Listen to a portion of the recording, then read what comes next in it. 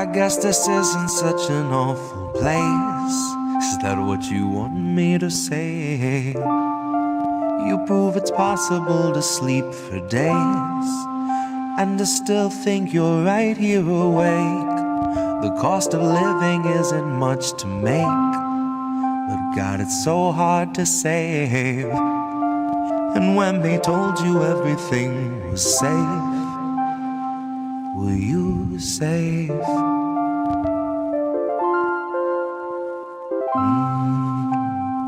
Were you safe?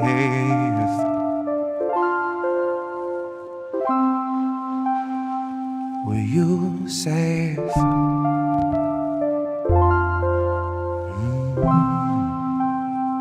Were you safe?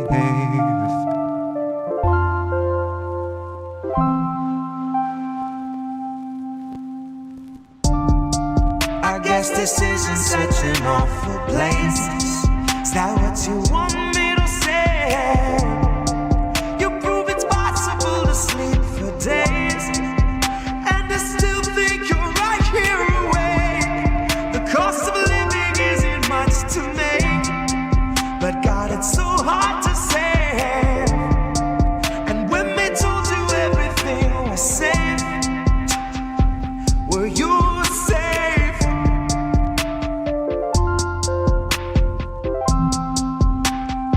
Were you safe?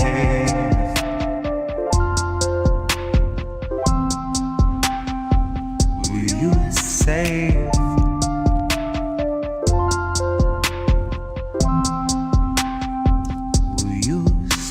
Fresh off the masses, the brand new cancerous growth, who has come here to vie for your vote.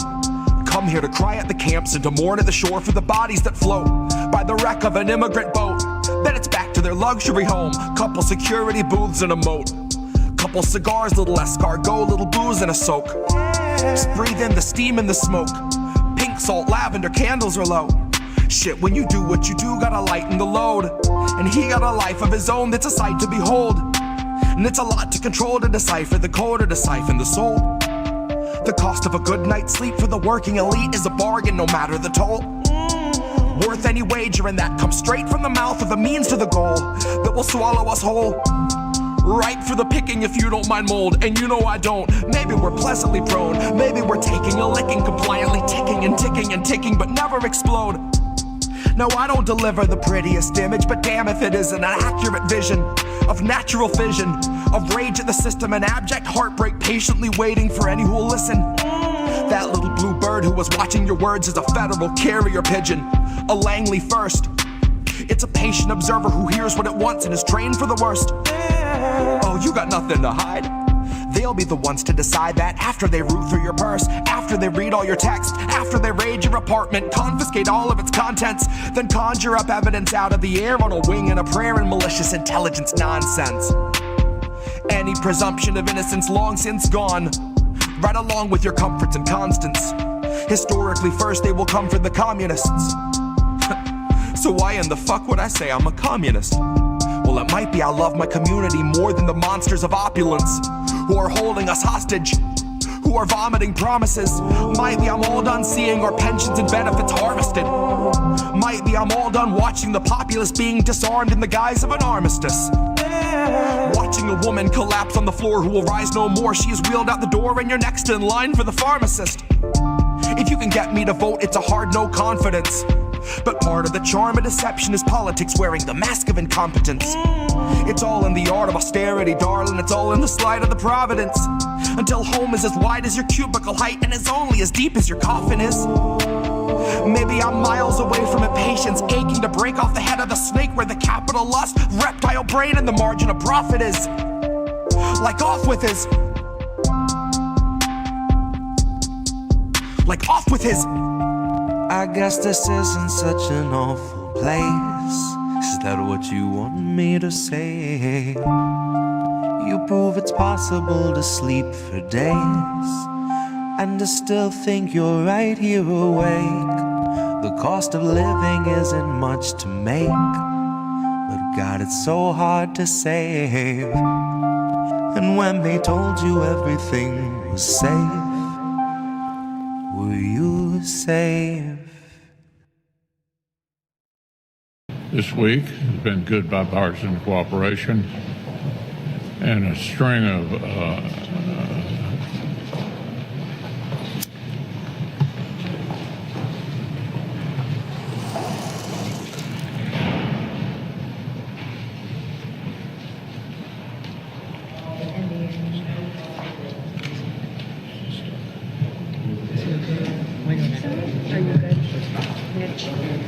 Okay, Mitch?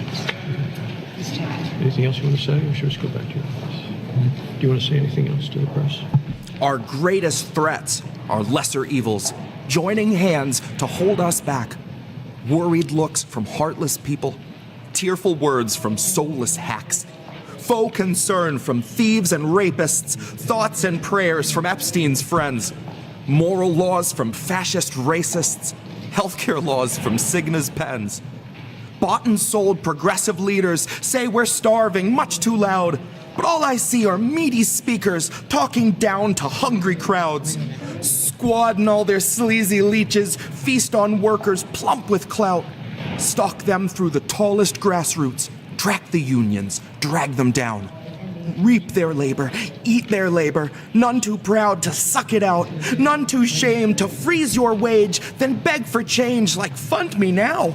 Rush me $20 or our democracy will surely drown. Rush me $20 so we can cluster bomb 100 towns. Rush me $20 and once you've emptied out your bank account, you'll get to say you've made us proud and BlackRock gets to take your house.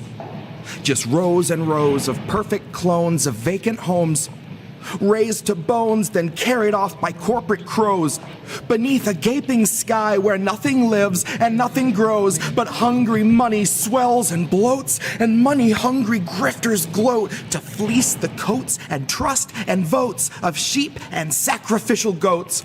They coax their hopes like open throats, where leeches feast on helpless hosts. The offer sees their beast invoked. The BlackRock altar belches smoke.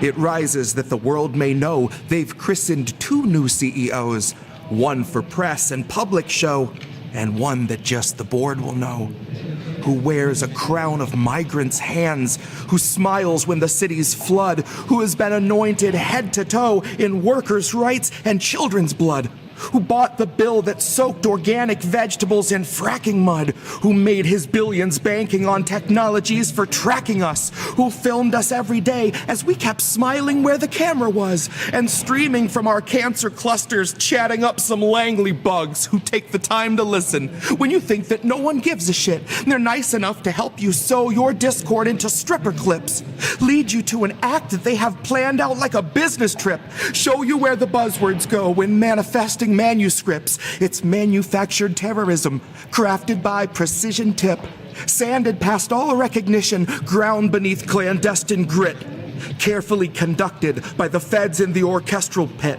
watched by millions, none the wiser, smiling wide, applauding it. So who yells fire in the theater when they don't smell the hint of smoke?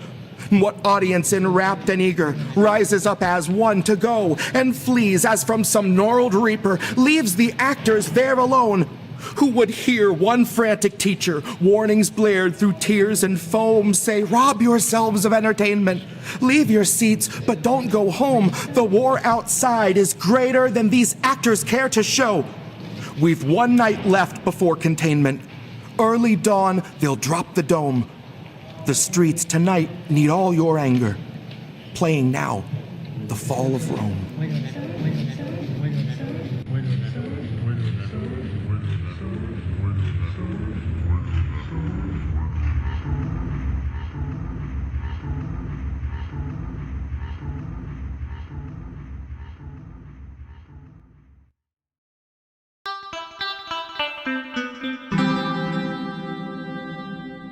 Who are these people?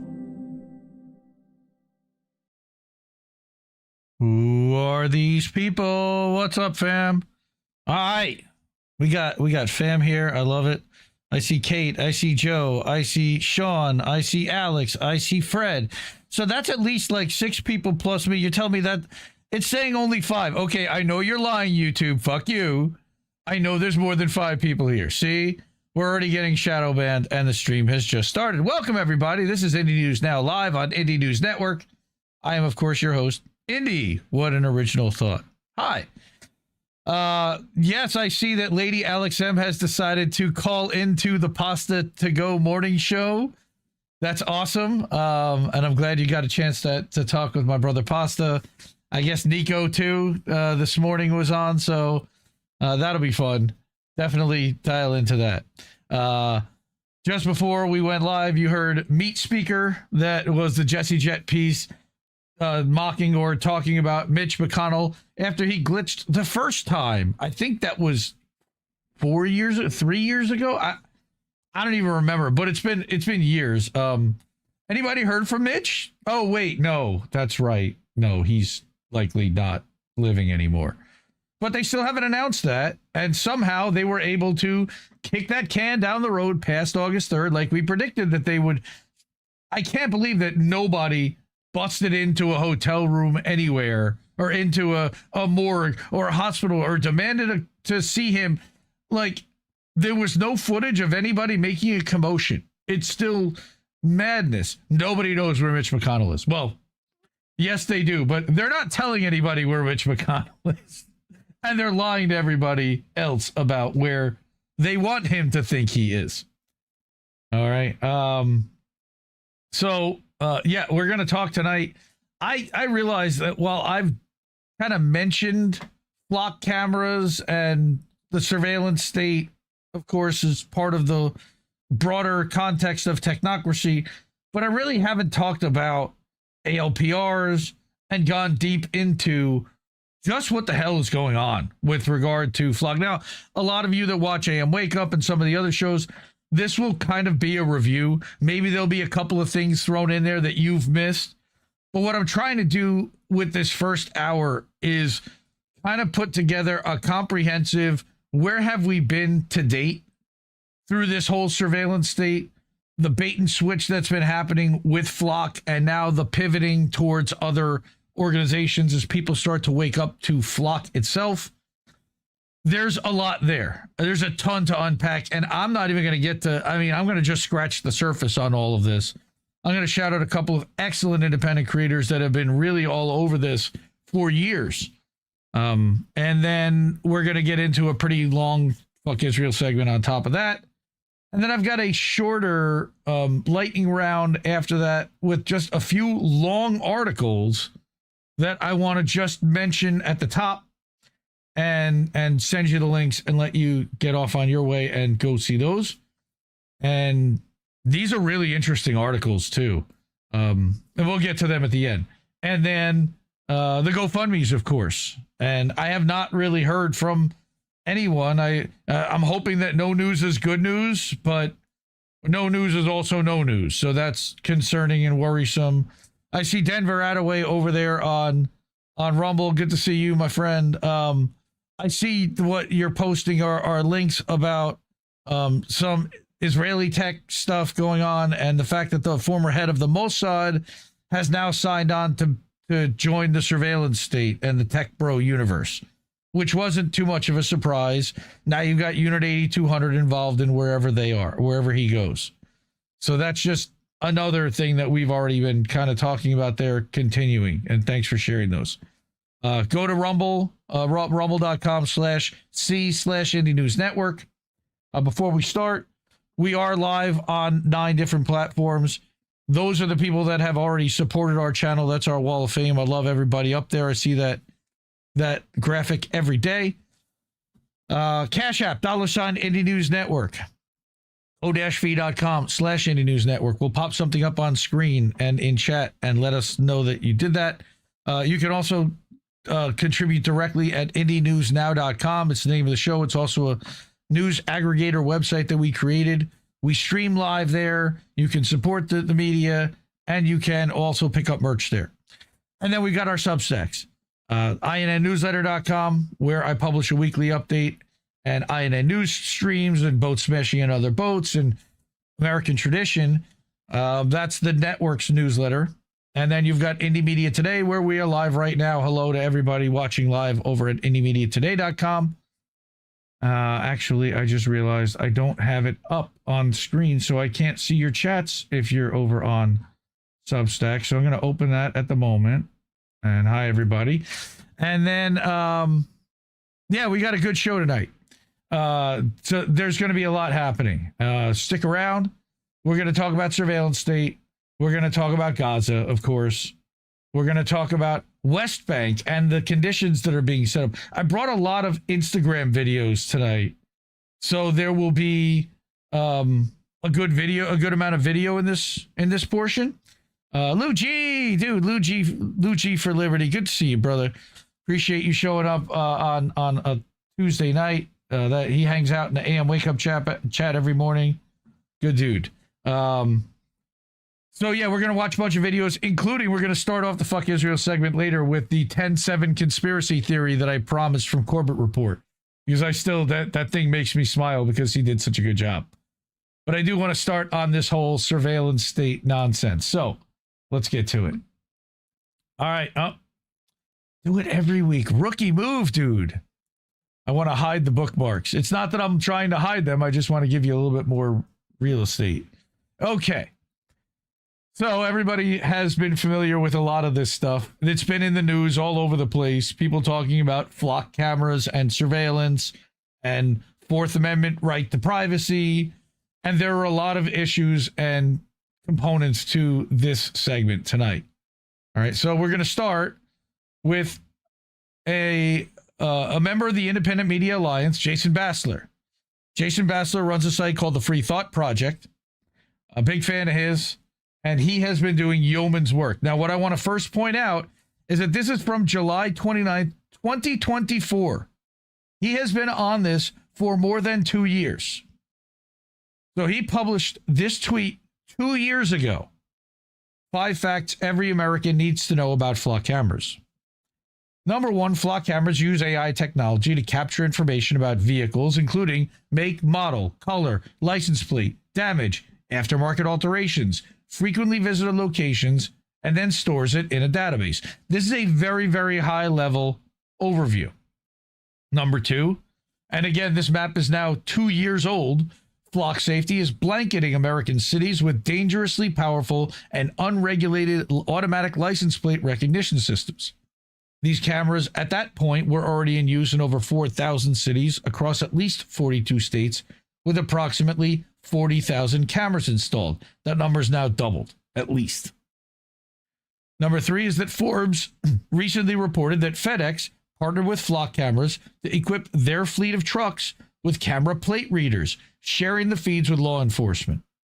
Similar arrangements exist with Lowe's, Kaiser Permanente, and 4 other multi-billion-dollar companies. I'm going to show an update to that with more. All right, fact number 4 is that when flock cameras identify a vehicle on a hot list using its vehicle fingerprint technology, that's trademarked, or the location data is instantly sent to law enforcement. Every new agency that buys flock cameras expands this network, contributing to an Orwellian mass surveillance system. Again, July 29, 2024. He predicted this was coming, and it's really here now. Now, at that point, he had a website called atlasofsurveillance.org, and enter your zip code to see if your local police are using flock surveillance technologies. Contact your city council member or state rep, voice your opposition to these cameras, and share this information to warn others. So we're going to start there. All right. Again, Jason's been all over this. And so now we move further into this June. Everybody knows about flock cameras, but they're not the only company scanning license plates. So now the surveillance state net has expanded. At least 7 other companies are scanning your plates every day. Genetec is number 2. Motorola is number 3.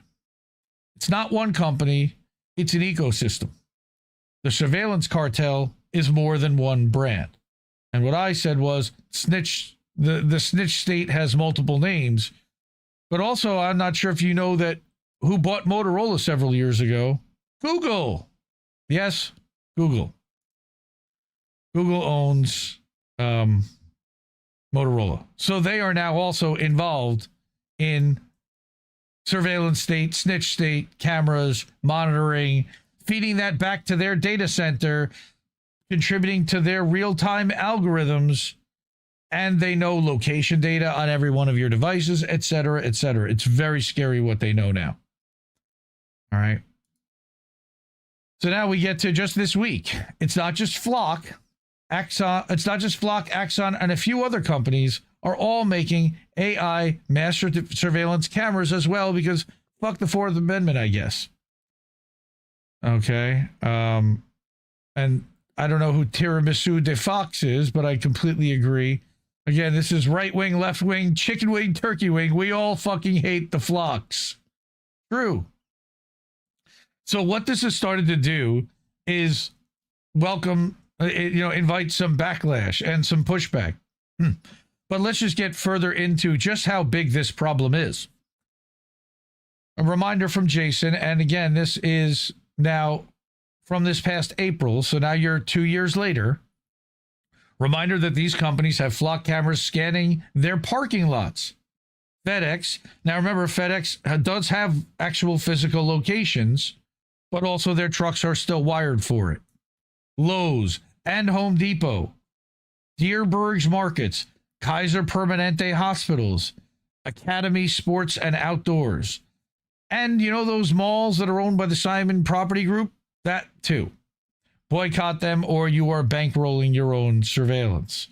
And again, these look like they're just little poles with a solar panel and a little innocuous camera. It just looks so innocent. It's not doing much of anything, right? So here's DFlock. This is another one of these organizations that's become a watchdog, reporting on all the wrongdoings of Flock. So this is a podcast that they have from Atlanta News. First, private retail chains have been installing Flock cameras in parking lots, including those of gun stores and shooting ranges, so allowing government entities to map who's purchasing firearms or ammunition without a warrant. Now, they also should be able to know who's purchasing, because in a lot of states, you should have to register, and there's a waiting period and everything else, but not every state. And now they're putting them up. So Steve from AM Wake Up, we've been discussing this on the show for the last several weeks. We showed video of several different LPR cameras pointed directly at the entrance or exit of sporting goods stores that sells firearms and ammo. Any of y'all wear a license plate on your shirt? Anyone else sick of surveillance? So we've already expanded it past just license plates, and now they are face scanning. I'll show other ones where they've gone to public parks where there's no cars anywhere in sight, and yet they're putting up a flock camera. And there was just an issue in my town. They're not talking about flock cameras, but a surveillance camera. Now, this is a graphic taken from Orwell Day. Again, not sure of the source. This shows a timeline of flock cameras in the New York City metropolitan area, all right, over the timeline of 1 year. First one is July 30th, 2025. You see very few blue dots. And then you see July 20th, 2026, and the entire area is blanketed with blue dots. By the way, somewhere in this entire map, I live. Not going to say exactly where. All right, but this is very much personal to me, because this is where I live. This is my area that has exploded in the past year, where we were resistant to it for the first year. But they've come after town councils. They've come after state governments. They've come after police departments, and they've made deals. And they've hidden and they've lied. So here we go. Champagne Joshi, people know him. He's pretty well known.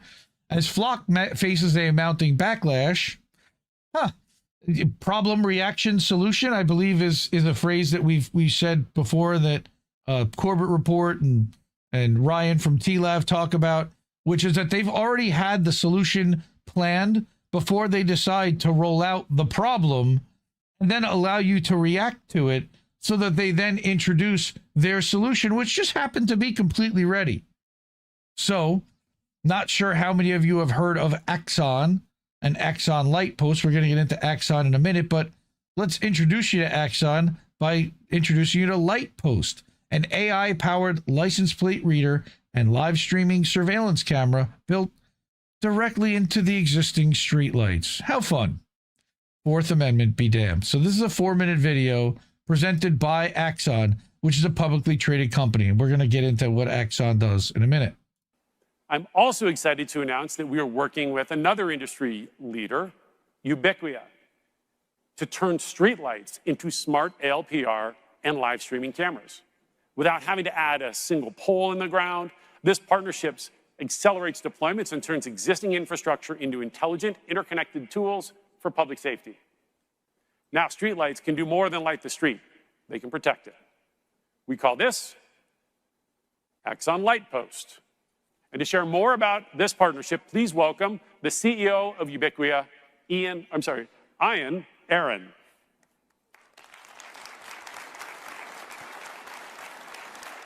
They're very excited about this. Snitch technology. Thanks, Rick. So at Ubiquia, our mission is simple: to make the world smarter, safer, and more connected. We actually do that by leveraging the existing infrastructure that's already in the ground. That's 60 million streetlights in the US and actually 450 million worldwide. And we make them intelligent. We built a reputation with more than 900 cities and utilities for turning ordinary streetlights into extraordinary tools for public safety. For snitching Our and UB Hub surveillance. platform is easy to install, simple to relocate, and built to scale, allowing police departments to deploy and expand their video and LPR capabilities quickly. And today, we're excited to announce our collaboration with Axon Lightpost, creating together a powerful streetlight-based platform for video surveillance and LPR, all integrating seamlessly with Axon Fusus.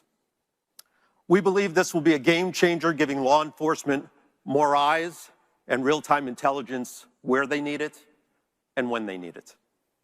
Here's a brief video to show you how we do it.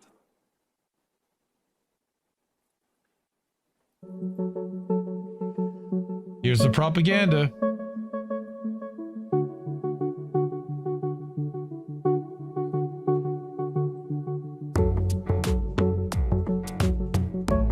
They don't need this, by the way. They're not fighting crime with this.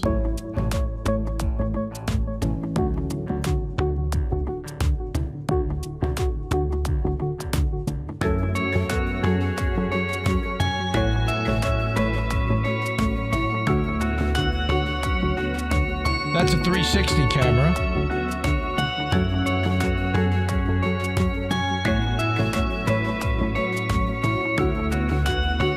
It is quite the heartful montage, Denver, but if I don't play the music, it's awfully quiet for a couple of minutes. All right, now we're back. Yeah, so they can pin a crime on you. With the help of my That's teammate, right. Todd, let's install Axon Lightpost in real time. So Todd's plugging this into the photocell socket, which has been common for 60 years on 450 million streetlights. This is how you install, power, connect LPR or any network camera with edge processing, 10 to 40 hours of video storage, and all integrated with Axon Fusus. Great work, Todd. And that's going to, of course, plug into the Palantir database, you know. Frightening. So now they're going to use the existing infrastructure. They'll use our tax dollars, local municipal tax dollars that we pay to our cities, and put this snitch technology in place in the name of keeping us safe. Who's asking for this? Unreal. Flock, again, isn't the only concern. So we get back to Jason. Ever heard of Axon Lightpost? And what's, again, funny, again, this was July 11th. It's a networked surveillance node with microphones, cameras, and real-time feeds. So now you've got sound. Flock tracks plates. Axon tracks everything around them. Two companies, one goal, the normalization of total surveillance. Now, I believe Axon had actually been partnered or together with Flock, and then there was a separation over ideology, and we're going to get into that in a second. Okay. Remember, again, Jason Bassler, Flock says our cameras only track vehicles involved in crimes. Of course, we know that's not true. Here's Jason saying, then why do we have photos of your cameras aimed at kids' gymnastics rooms and schools, and now a bike path? This isn't fighting crime. It's blanket surveillance. That's not a road. Why? Because they want to map the entire world for AI, partly. And then they want to be able to map human behavior and predict human behavior. Why? So again, reminding people that they're about transparency and about safety, right? So, but if they're all about transparency, why do they hide how many cameras are out there? And what are their failure and false reading rates? Hold on, guys. I gotta pause.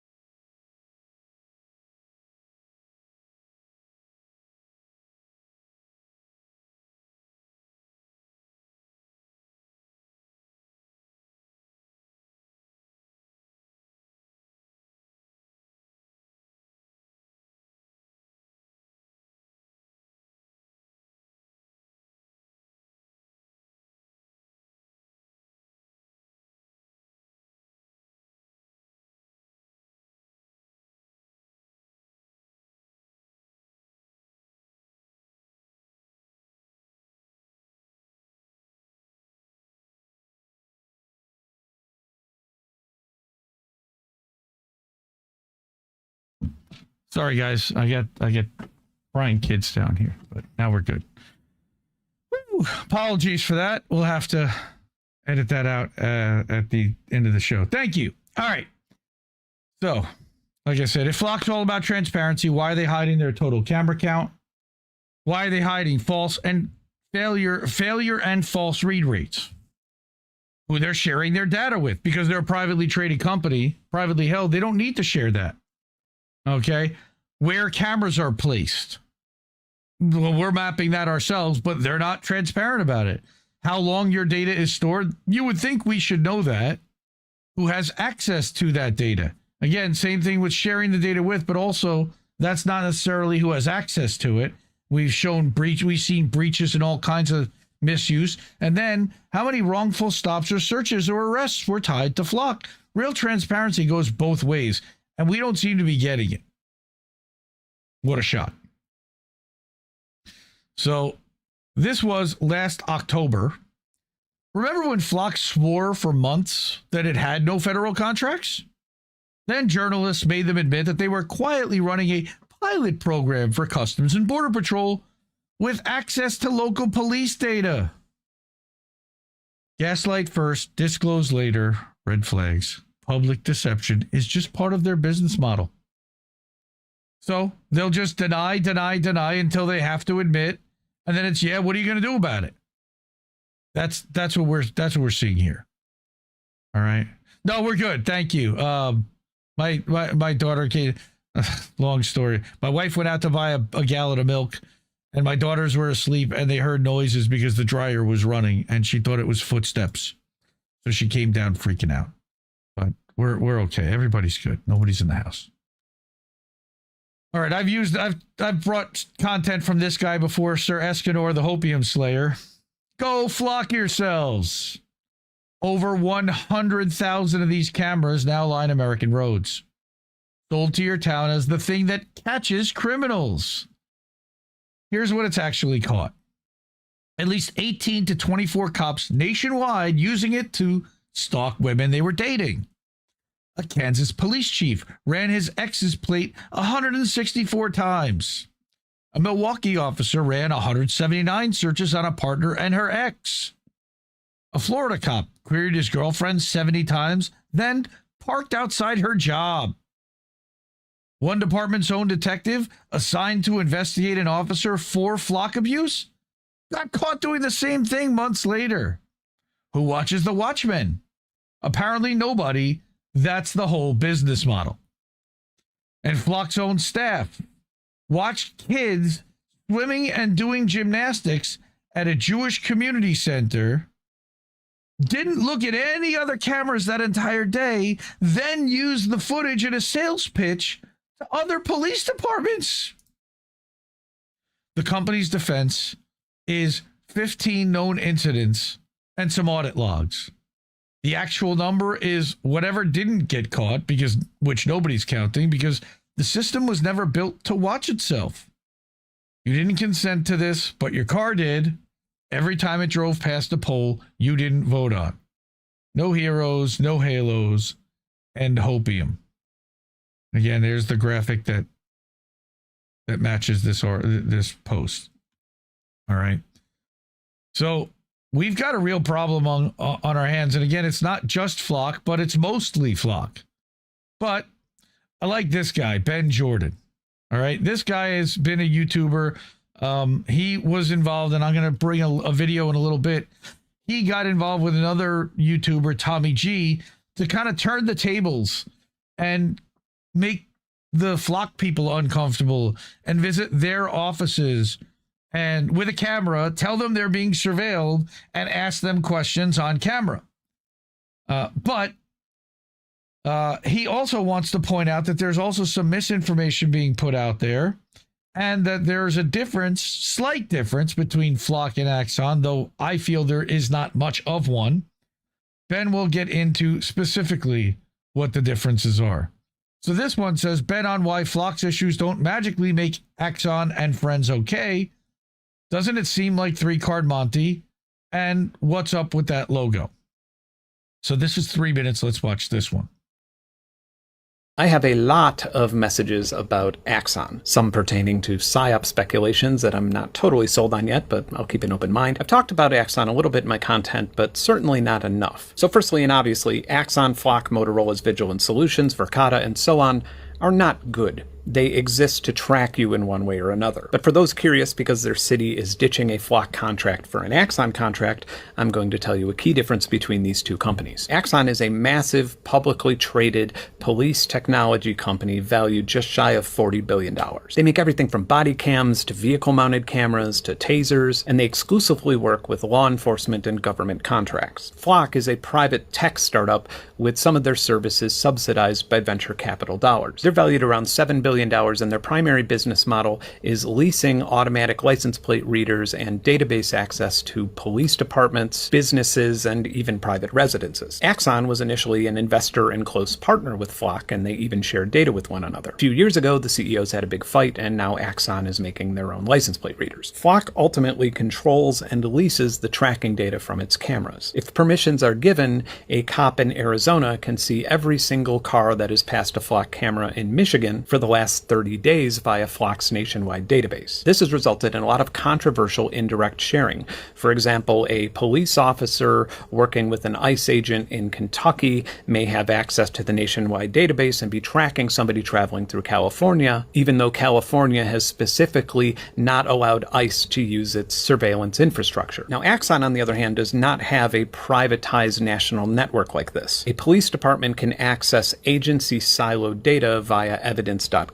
And if they want to track somebody outside of that silo, they have to go through the National Crime Information Center. And generally, to have access to that, they need to produce an active arrest warrant or subpoena. There may be some exceptions to this if it's, for example, a terrorism suspect. The funding of these companies is complicated, so here's a few things to know. Flock is private, Axon is public. Public companies, by law, are required to be more transparent and accountable. Anyone can invest in them, view their quarterly reports, or browse through their SEC paperwork. Mark Andreessen's firm, A16Z, is Flock's #1 financial backer and sugar daddy, although Andreessen also heavily invested in Prepared, which was acquired by Axon last year. Donald Trump invested as much as $5 million in Axon before awarding Axon a $220 million taser contract. And then the Federal Reserve just appointed Mark Andreessen as an advisor. They're just there to take as much of your tax dollars as possible. If a city is addressing privacy concerns by replacing a Flock contract with Axon, it is a very slight improvement, but it's more so just a way that they can make themselves appear to be listening to you without actually addressing the problem you presented to them. In my opinion, this is not even a compromise.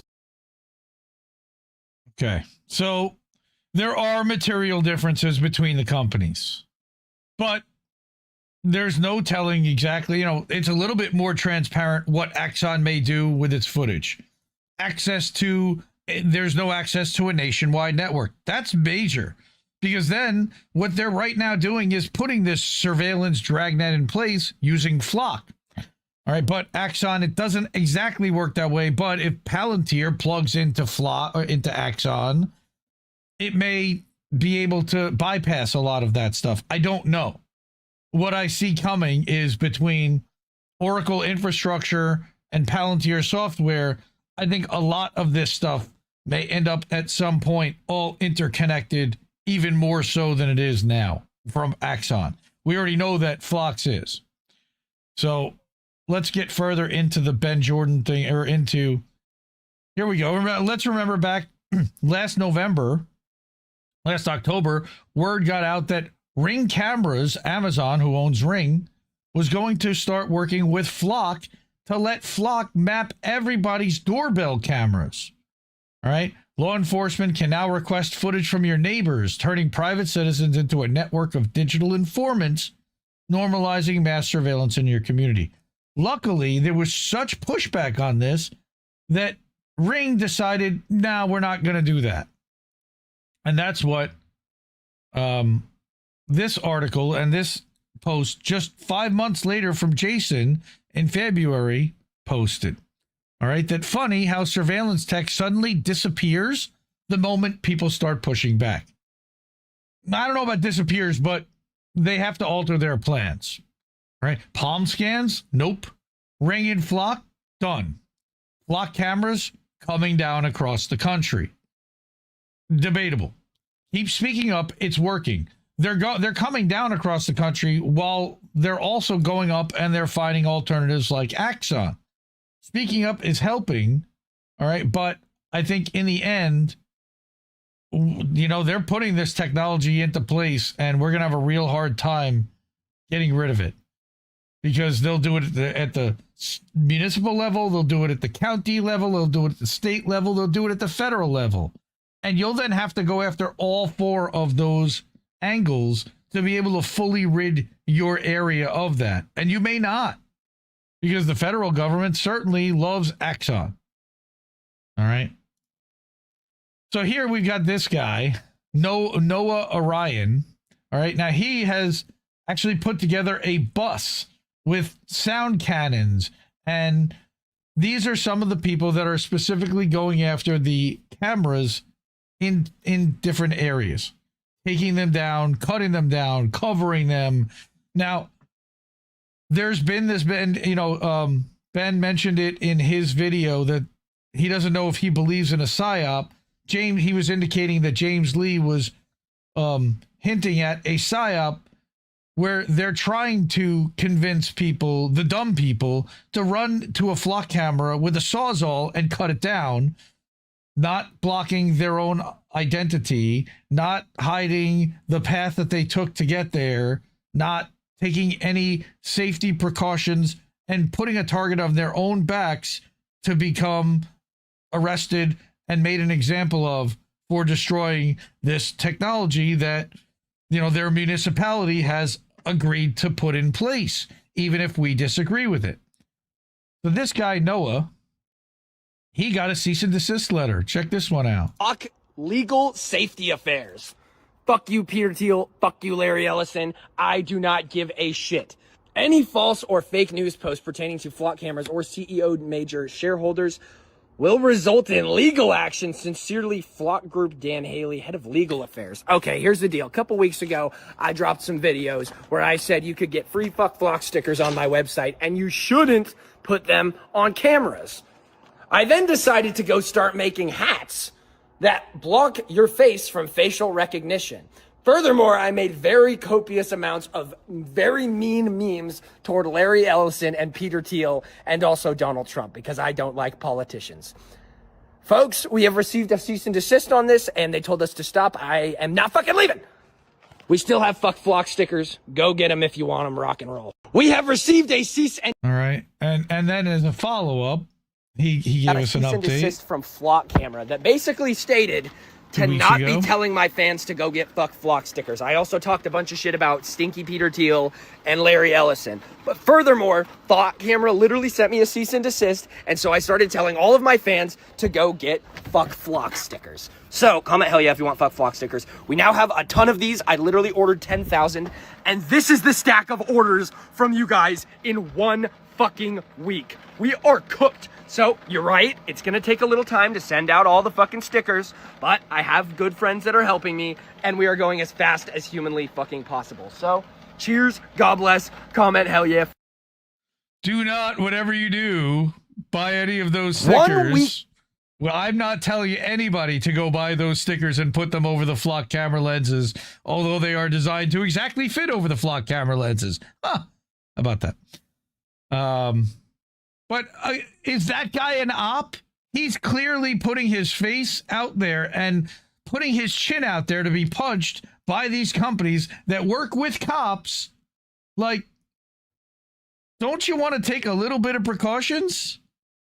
Well, that dude's going to be a millionaire. I don't know. Oh, right. That's a very important thing, right? Sean, also... do not, whatever you do, get any 25 millimeter fiber optic cable and high-powered green lasers. Those don't take out flock camera. Oh, right, they do, but don't do that under any circumstance. I am not advising that you do that. Because it can get you in a lot of trouble. They are now literally like measuring the gait of your walk, okay, of your steps, to be able to measure, even without facial recognition. They'll ping the devices that you're carrying on you, so to make sure you don't carry any. Wear bulk clothing because they'll literally use the outline and shape of your body. So you've got to look like, you know, kind of drag your foot and act like a grimace coming up to this thing. Like it's unbelievable what they're forcing people to potentially do if they want to take a stand. Now, he did mention Stinky Pete, and he did mention Larry Ellison. Now, the funny thing is that Larry Ellison really has nothing to do with this. So I did a little search. Who actually does own Flock Safety? So they get down to a summary, and this douchebag, Garrett Langley, he's the CEO and co-founder. Langley, like CIA headquarters is in Langley, Virginia. That's no coincidence or anything. So you have three co-founders, Garrett Langley, Matt Fury, and Paige Todd. All right. The next largest owner is Andreessen Horowitz. Ben Jordan mentioned Mark Andreessen. A16Z is a venture capital firm that last year led a $275 million Series F round. What that means is that's the sixth round of venture capital financing already that they've gone out, or sixth round of financing that they've gone out and gotten. A Series A would be the first round. So they've already raised over $1 billion in money between all of these different rounds. You have Matrix Partners, which has been invested since early on. They were in the seed round, or the A round, August 2018. So they have had 6 capital raises since August 2018. You also have an organization called Tiger Global Management that has a significant stake. You have Meritech Capital that is also an institutional growth stage VC, who has participated in multiple rounds over years. You have Green Oaks Capital, another private equity firm. And finally, you have Founders Fund. This is Peter Thiel's company. Okay, but it doesn't mean that he owns Flock. It means that he has a small share in the latest round of Flock. So he does have ownership, but he has no controlling stake. And that's what, and you've got more management stuff there and more institutional investors and VCs. All right. But this website, it's interesting, goes out of its way to specifically address this question. Does Peter Thiel own Flock Safety? Now, this to me is another psyop because he owns Founders Fund. Oh boy. All right. I'm gonna have to pause, guys. I'm sorry.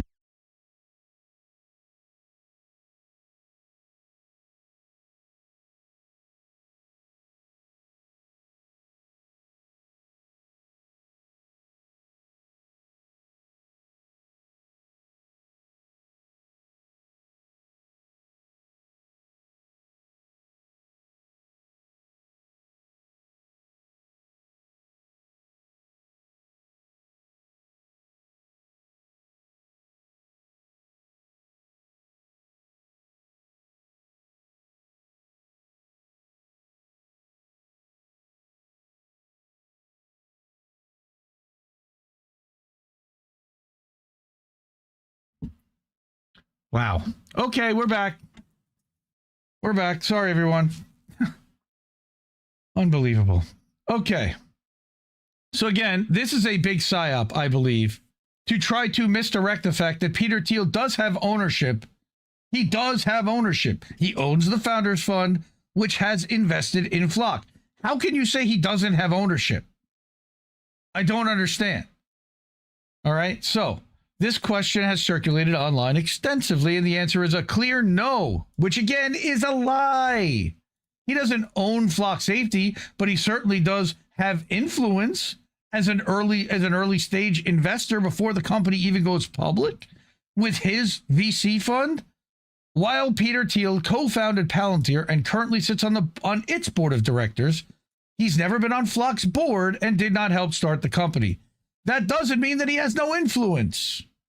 Founders Fund, a venture capital firm Thiel started in 2005, did invest in Flock's latest $275 million fundraising round. Flock has not shared individual investment amounts publicly, so we don't even know how much he owns, but he definitely owns. So Founders Fund, Thiel's investment vehicle, meaning Thiel, has put money into Flock Safety, yes, but that makes Peter Thiel an indirect minority financial investor at most, if you believe the surface level, not an owner, not a board member, and not a controlling force in any way. I believe the first two. The third one? No way. I'm not buying that shit because you're telling me that Palantir isn't going to try to partner with Flock to map the cameras and map the footage and everything coming out of the readers? I can't believe that. You're telling me that Peter Thiel can't pick up the phone and call the CEO of Flock and give him advice and a healthy word of advice from one of your largest investors that also is connected to a lot of other surveillance companies in the space that's also connected to the fucking CIA? Give me a break. This is insane. This is insane right here. This is gaslighting to the highest degree. And what this is for AI. This is Hasbara. This is effectively trying to force the AI to push an answer like this. Well, it's published on a website, so therefore it must be true. Peter Thiel does own a portion of Flock Safety. The answer is clearly yes, and this site is a lie. He doesn't have a board seat. Agreed. He doesn't have not an owner. No, he's not an original founder, but he is an owner. An investor is an owner. an investor has license and rights to be able to call up somebody at the company as an owner and get them on the phone, whereas someone who doesn't own a share of the company would have no shot to do so. To indicate such is intellectually disingenuous and straight up fucking lying. So like I said, I'm going to jump to this investigation. Tommy G and Ben Jordan went in the Atlanta area to a Flock area, to one of these Flock secret offices. They don't have their name on the building, but he found out where they were and wanted to go inside and speak to somebody. So let's take a look at how this goes down. High probability that some of these people are Flock employees. We saw people going across the bridge to the office. So we're going to surveil the entire parking lot and run it through a license plate reader technology and see if there's any people we should keep an eye on.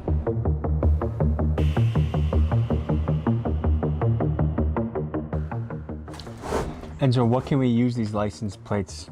Like, can we track people? Can we know where they live? So there's this Park Mobile, if you're familiar with it, if you've ever used it. Park Mobile had like a massive data breach, and all the license plates were pinned to everybody's like credit card information. And so you could actually just like take this data, which from this program I made, you could just like download a CSV if you wanted to. You could take this data and then run it past the Park Mobile data breach and see who all these people are, where they live, what their credit card number is. It feels pretty invasive. Generally, the reason I even make this stuff is to show people what a black hat hacker could do. So the viewer understands we're going to go about a 2-mile loop from your house. Yeah, we'll go like maybe 3 miles total. In this one, clearly, you can just walk up to it and press the button if you wanted to. The laws that require that mailbox to be put in concrete, or like that stop sign to have so much, it has to go down in the ground so much, and there's usually concrete or gravel under there. And this thing, they just plop into the ground without paying any attention to the roadside safety. Okay, so this is the first one close to your house, and now the journey continues. So they're mapping them all out in this case. After seeing over a dozen cameras within a short distance from Ben's house, it became clear he couldn't even go get gas or take a shit without being surveilled. After realizing this uncomfortable reality, we next went to uncover Flock's secret drone facility, where we soon discovered something strange. Whoa. Yeah, I guess this is the drone facility. Again, no company logo. This looks like an Amazon distribution center. Yeah, okay, yeah. I'm pretty sure this isn't a construction company that we're at. I'm pretty sure this is a fucking... This is all like shadow names, or? Yeah, OES equipment. I mean, as far as I know, we're on public property right now, so... This is the most heavily guarded construction company. Shit. That's a new one. This must be a prototype. We're surveilling Flock right now.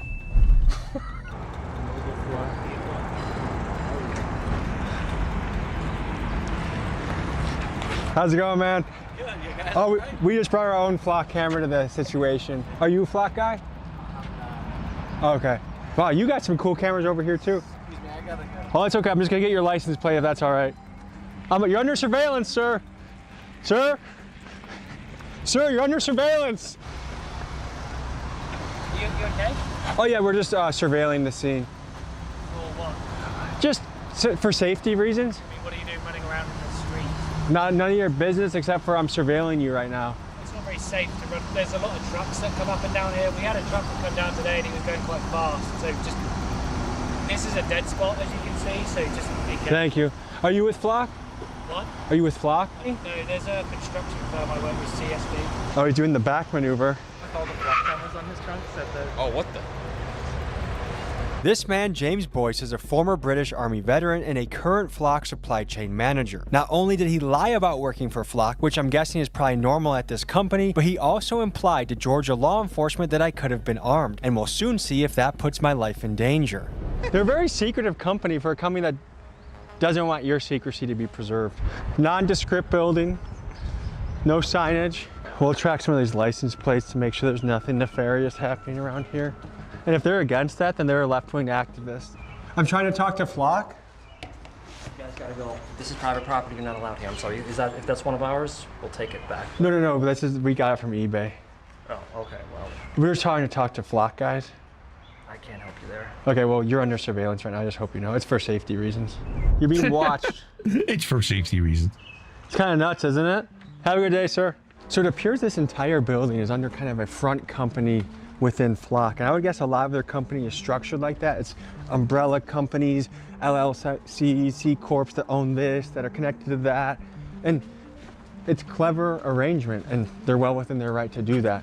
But again, it speaks to the hypocrisy of the whole story of they want to be private. It appears this entire company is under their construction organization. So they have some umbrellas going on, some LLCs, some maneuvering of the corporate structure. You don't want to be like open with the public. You want privacy. Because the truth should not be afraid to speak. Anytime there's an element of hiding, it makes you wonder why. And it's a classic example of do as I say, not as I do. Yeah. So there is like a good argument to this. Like if you get a job at Flock Safety for whatever reason, like there's a pretty big chance that you got that job because you worked for a police department or because you worked for a city council, and now, you know, you may have some conflict of interest in taking this job.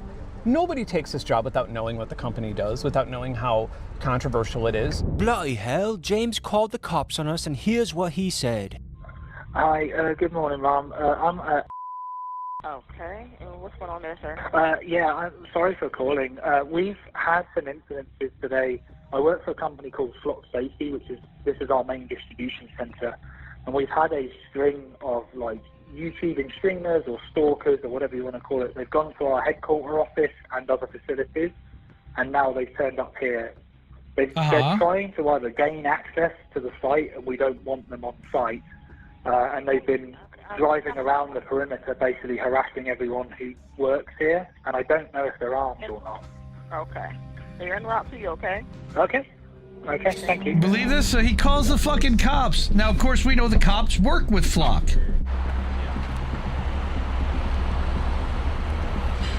Oh, are they blocking us all in now? So now they're blocking him. They're going to stop them from even possibly you guys move going. up so he can get out, okay? Sorry, man, we're getting in a little predicament here. We're the guys to talk to. Are y'all in this car too? He's just trying to get out of here right now. No. Have you guys heard of Flock, the Flock Safety Company? Yeah, of course. They're the ones that have the cameras everywhere in your. Yeah. Okay, so this is their undercover headquarters right here with their drones, and we did surveillance on them. So we filmed them and said, "How do you guys like it?" And now they have the cops here. What do you guys think about Flock cameras in your city? Honestly, I don't appreciate those. I'm not gonna lie. I don't appreciate the drones coming into my neighborhood. It's just not a good feeling, honestly, to see those drones flying around everywhere. It's like, it's kind of weird to me. I don't know. Let me tell you this, because you guys are working hard in a home improvement company. Your tax dollars go to your local city where they spend money on cameras, whether you like it or not. And you're literally paying for the cameras that are watching you as you drive around town. Yeah, and we have no say-so when it comes to that either, you know? They just do that on their own.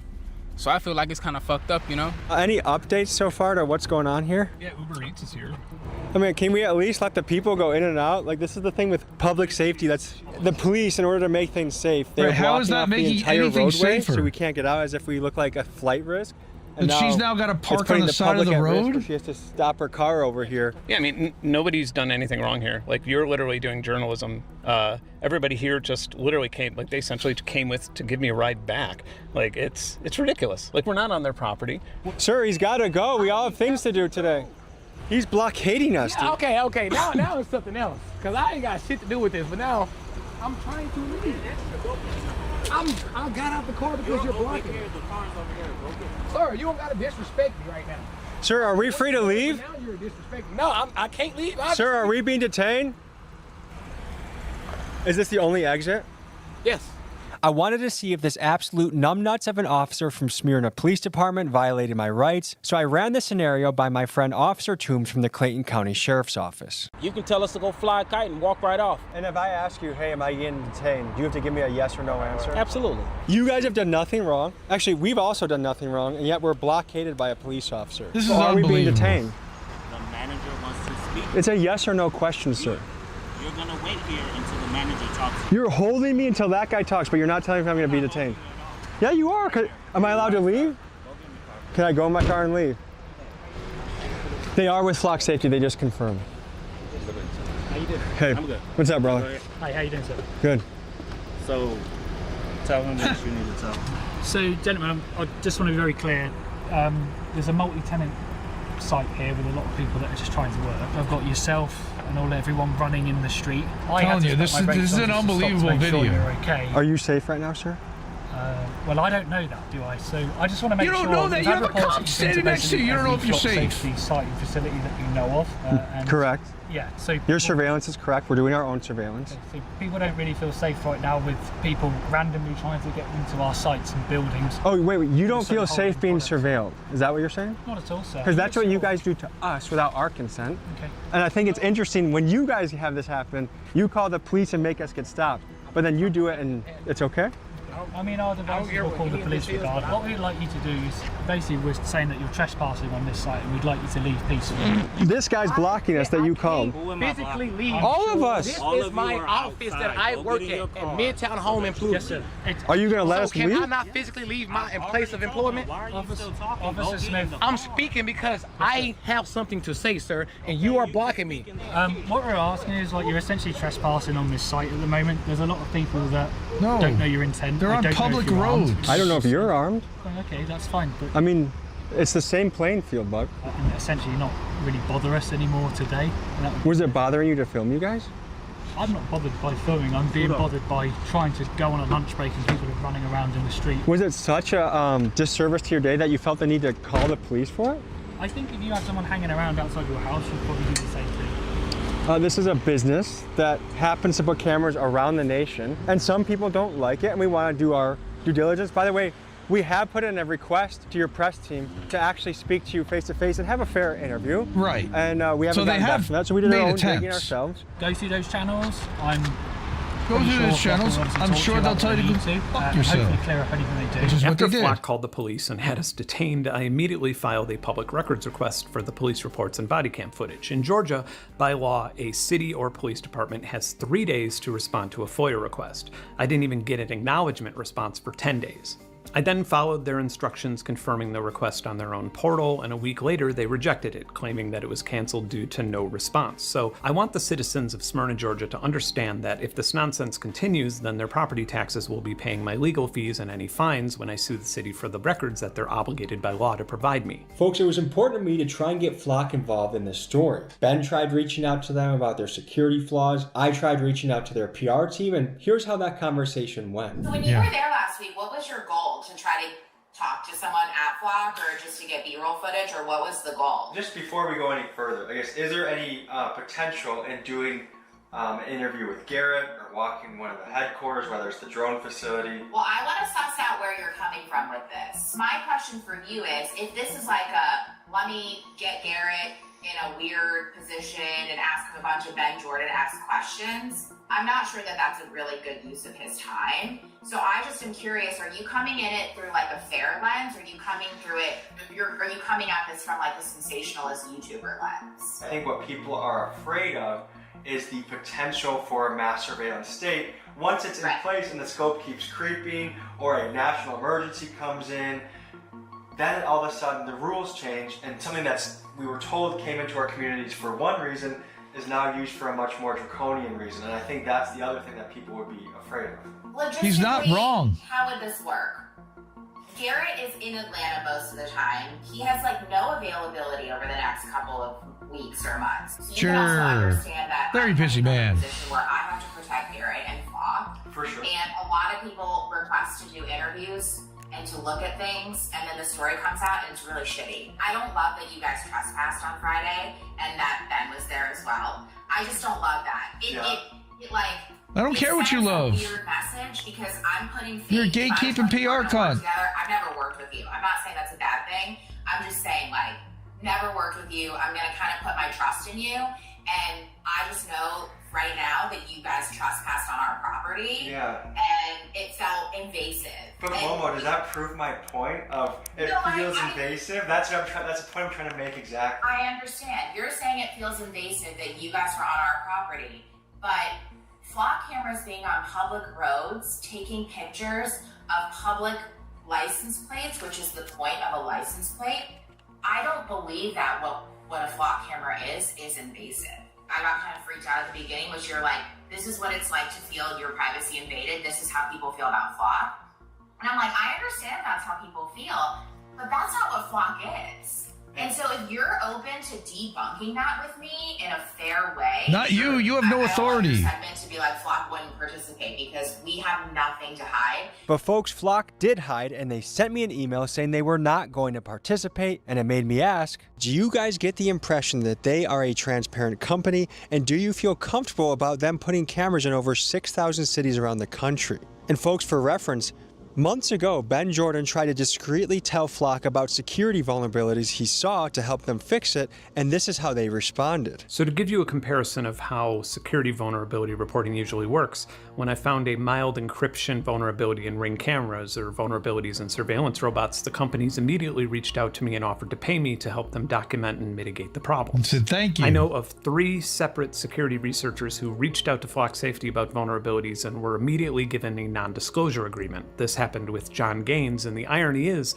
if they acted ethically and transparently with John, then the vulnerabilities probably would have been fixed before I even started making the video. And then this is, I guess this is the incestual relationship between Flock and police departments, where now all of a sudden journalists looking into Flock, this is their hidden drone headquarters that we're looking at. We were at their other hidden locations earlier this morning, and we're probably on the list now, right?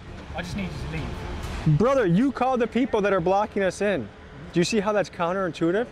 I need you to funded, leave, by the way. but This they is pretty, can't leave. pretty So great. how can you need them to Alrighty, leave? so we got 1 cop, 2 cop, and then we got the Flock employee who doesn't like being filmed himself that called the police for us filming him. So make it make sense.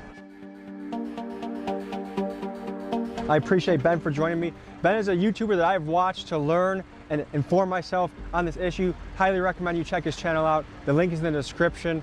And Cops and Flock working together to implement. That's our duty as a citizen. Mass surveillance across the country is what's happening. Cops and Flock and Axon, who exclusively works with law enforcement. Now, there are specific rules. Again, I would not trust any of this administration right now to follow any of those rules because nobody's holding them accountable. So what do we do?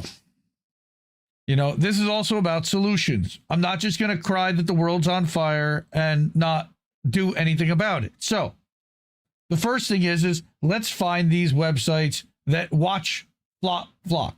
Okay. So you have ALPR.WTF, every U.S. jurisdiction using automated license plate readers, plus how to file info requests. You've got Eyes on Flock. That's a crowdsourced map of Flock cameras and cities' contracts. Deflock Me is the biggest one. That is the nationwide map tracking Flock deployments, removals, and resistance. Have I Been Flocked is a quick check to see if Flock is watching your neighborhood. And finally, you've got Don'tGetFlocked.com, which is really cool because you can actually plug in your destination and it will plot your route, counting the number of ALPR or Flock cameras and suggesting surveillance-free alternatives. So it's about how do we avoid this stuff? Of course, it is about making noise within our town councils. It's about making noise within our communities and letting our neighbors know about what's happening through shows like this. All right. And again, here's Don't Get Flocked. And this was from back in March. All right. Don't Get Flocked lets you plug in your start and end points, maps how many cameras you'll hit, because privacy shouldn't require permission. All of this is Fourth Amendment violations of our privacy. They say that on a public road, in a public area, you have no right to assumption of privacy, but we still do have like Fourth Amendment rights about surveillance and about warrantless surveillance, which is all being done. And there is a lot more to this issue. There's, again, the wave of people cutting down and disabling cameras about the green laser, which we talked about. And then I wanted to also mention very quickly a few other channels that I've been watching all of this closely for quite a while. You can see I've put together a pretty extensive group. A lot of it would be Jason Bassler and the Free Thought Project. He does great work. I will also advocate for AM Wake Up, Steve Poikonen. You know, we co-stream AM Wake Up weekdays on INN, on Twitter, Twitch, and Kick. And Steve has been talking about Flock and Axon and the surveillance snitch state for quite a while. A couple other channels would be, of course, The Last American Vagabond, Indie Media Award honoree. All right, he and Steve, and of course, Whitney Webb Unlimited Hangout. Also, all of these companies have been talking about the surveillance state, the technocracy grid, and all of the different elements that are being used to track every single bit of our movements, our behaviors, and eventually program our movements and behaviors to generate the outcomes that they're looking for. All right, fam. Yeah, we had a couple interruptions for that was new. Yeah, there's another. So deflock is another one, and one of them I know that they'll literally count from the time that you start watching. You log into the site or you join it, how many cameras are how many license plates have been scanned since you started, since you visited the site. And the number just keeps going up and up and up and up and up. It's insane. But yeah, Whitney Webb Unlimited Hangout, T-Lav, Ryan Christian. I'll also say that Derek Bros at Conscious Resistance and Hervoy, a lot of the Independent Media Alliance people have been all over this for quite a while. So yeah, Lady Alex M, you just used that site. Yeah, it's pretty impressive. Side note, is it just a coincidence that on the same land on fire, that the same land on fire in Washington state has blueprints and laws already pre-written for a 15-minute city? Yeah, I don't think that's a coincidence at all, and I think you know that. And we've been extensively documenting, yeah, and lots of places surveilling children. We've documented that too. Who has access to these flock cameras? The vulnerabilities, so somebody can generate a link at a police station, mistakenly make it public, and then anybody can get to it if you know how to. These were all supposed to be, you know, for our protection, but it's not protecting us. It's protecting the billionaire class from knowing where everybody is at every moment, being able to map our behavior throughout the day, our movements, and eventually what this gets into, and Whitney and Brian have talked about this, is pre-crime, being able to predict our movements, and if we're not where they think we should be, then they'll start contacting law enforcement or friends and family or all kinds of stuff. You know, we read that article last week from Bet Beat Media talking about the dystopia that's here, and the Claude Mythos, which is now being offered to police departments that can search all of your social media, your history and everything, and put together a complete profile on who you are, what it thinks you're supposed to be doing. And again, the minute you're not doing what it thinks, they'll call in law enforcement. This is Minority Report. It's really scary. And that's why I wanted to do an extensive walkthrough of everything that I've been seeing with all this. And again, there's a lot more than I've been covering. I am the first to acknowledge that there's a lot more coverage there. All right, but I wanted to do like a high level, somewhat high level deep dive to explain what I'm seeing, how I see all this, and ask everyone else. Comment below for this clip. What are you seeing? Are you agreeing with any of this stuff? And did you watch that Ben Jordan video and Tommy G? Have you been following Tommy G? Or that cowboy guy? Have you known anyone? Have you seen anyone, heard of anyone locally nearby cutting down camera readers? People are getting in trouble for that, and cops are arresting people. Are people in your municipality mapping anything, making noise? Do you know anybody locally that's actually trying to do something about this?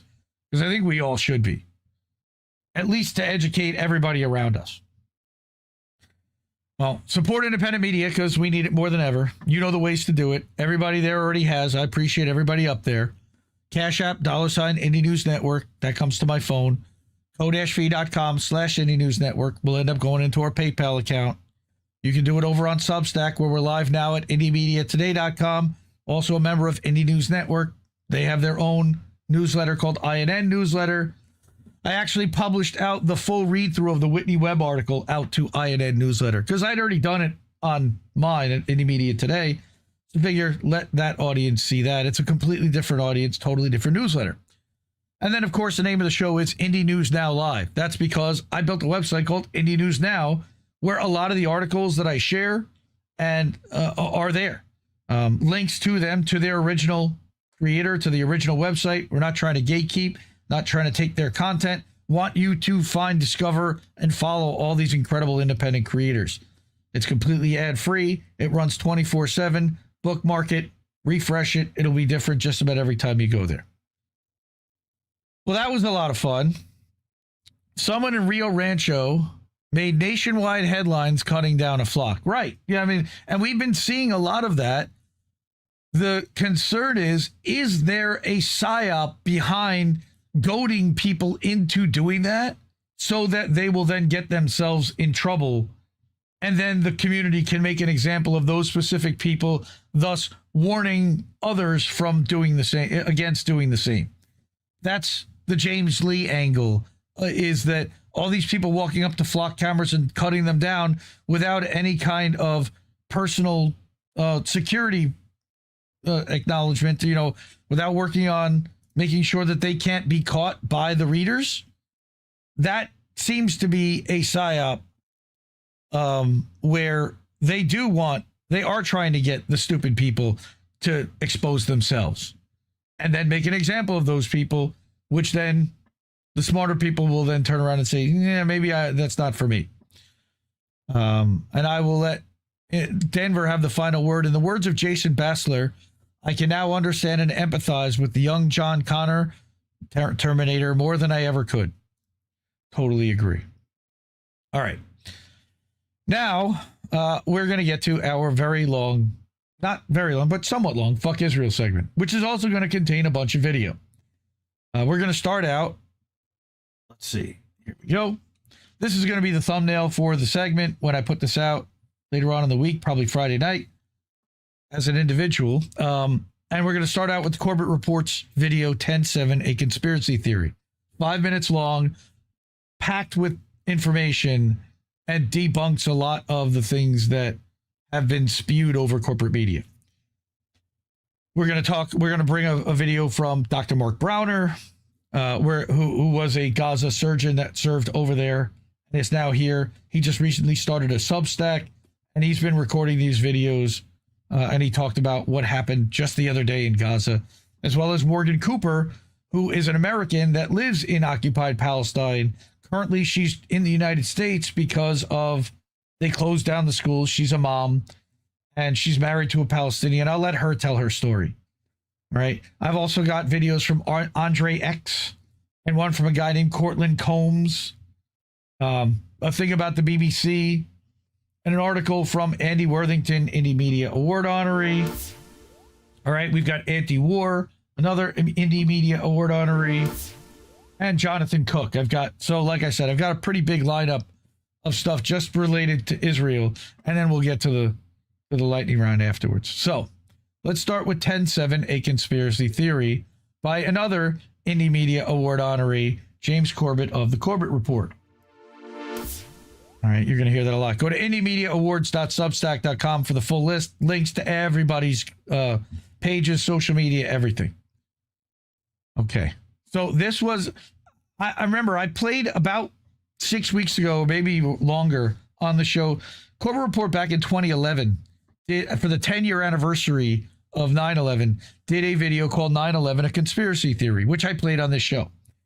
It's outstanding, and it really does debunk a lot of the 9/11 narratives, which is interesting considering that we're coming up on the 25th anniversary of 9/11 in a month. Last week, or a week and a half ago, he put this video out, 10-7, A Conspiracy Theory, and I watched it, and I'm like, this is gold. This is just as good as the 9/11 video. 5 minutes long. You got to see this. So let's watch it.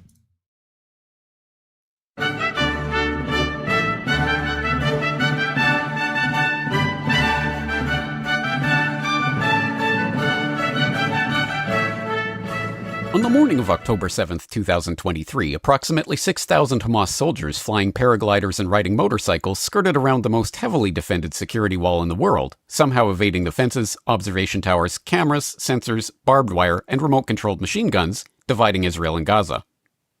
These 6,000 madmen, who trained for their dastardly sneak attack in full view of the IDF for months, then proceeded to roam around the Israeli countryside for hours with complete impunity, killing hundreds of Israeli civilians and not beheading babies and not raping women while IDF forces watched, because those IDF soldiers had been ordered to stand down that morning. All stations, I don't know why, I don't know how, something along those lines. No patrol on the fence. And this was at 5:20 in the morning. All stations are to hold their positions.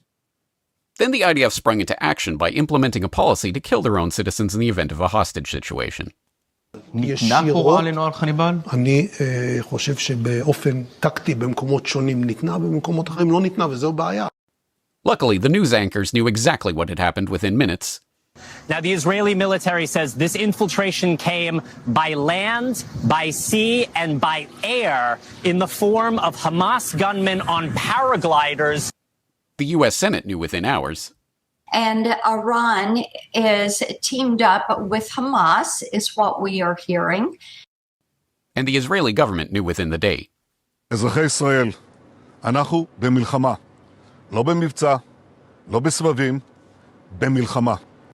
But for some reason, a bunch of crazy conspiracy theorists began to ask questions about the most startling security failure in the history of the most heavily defended border in the world.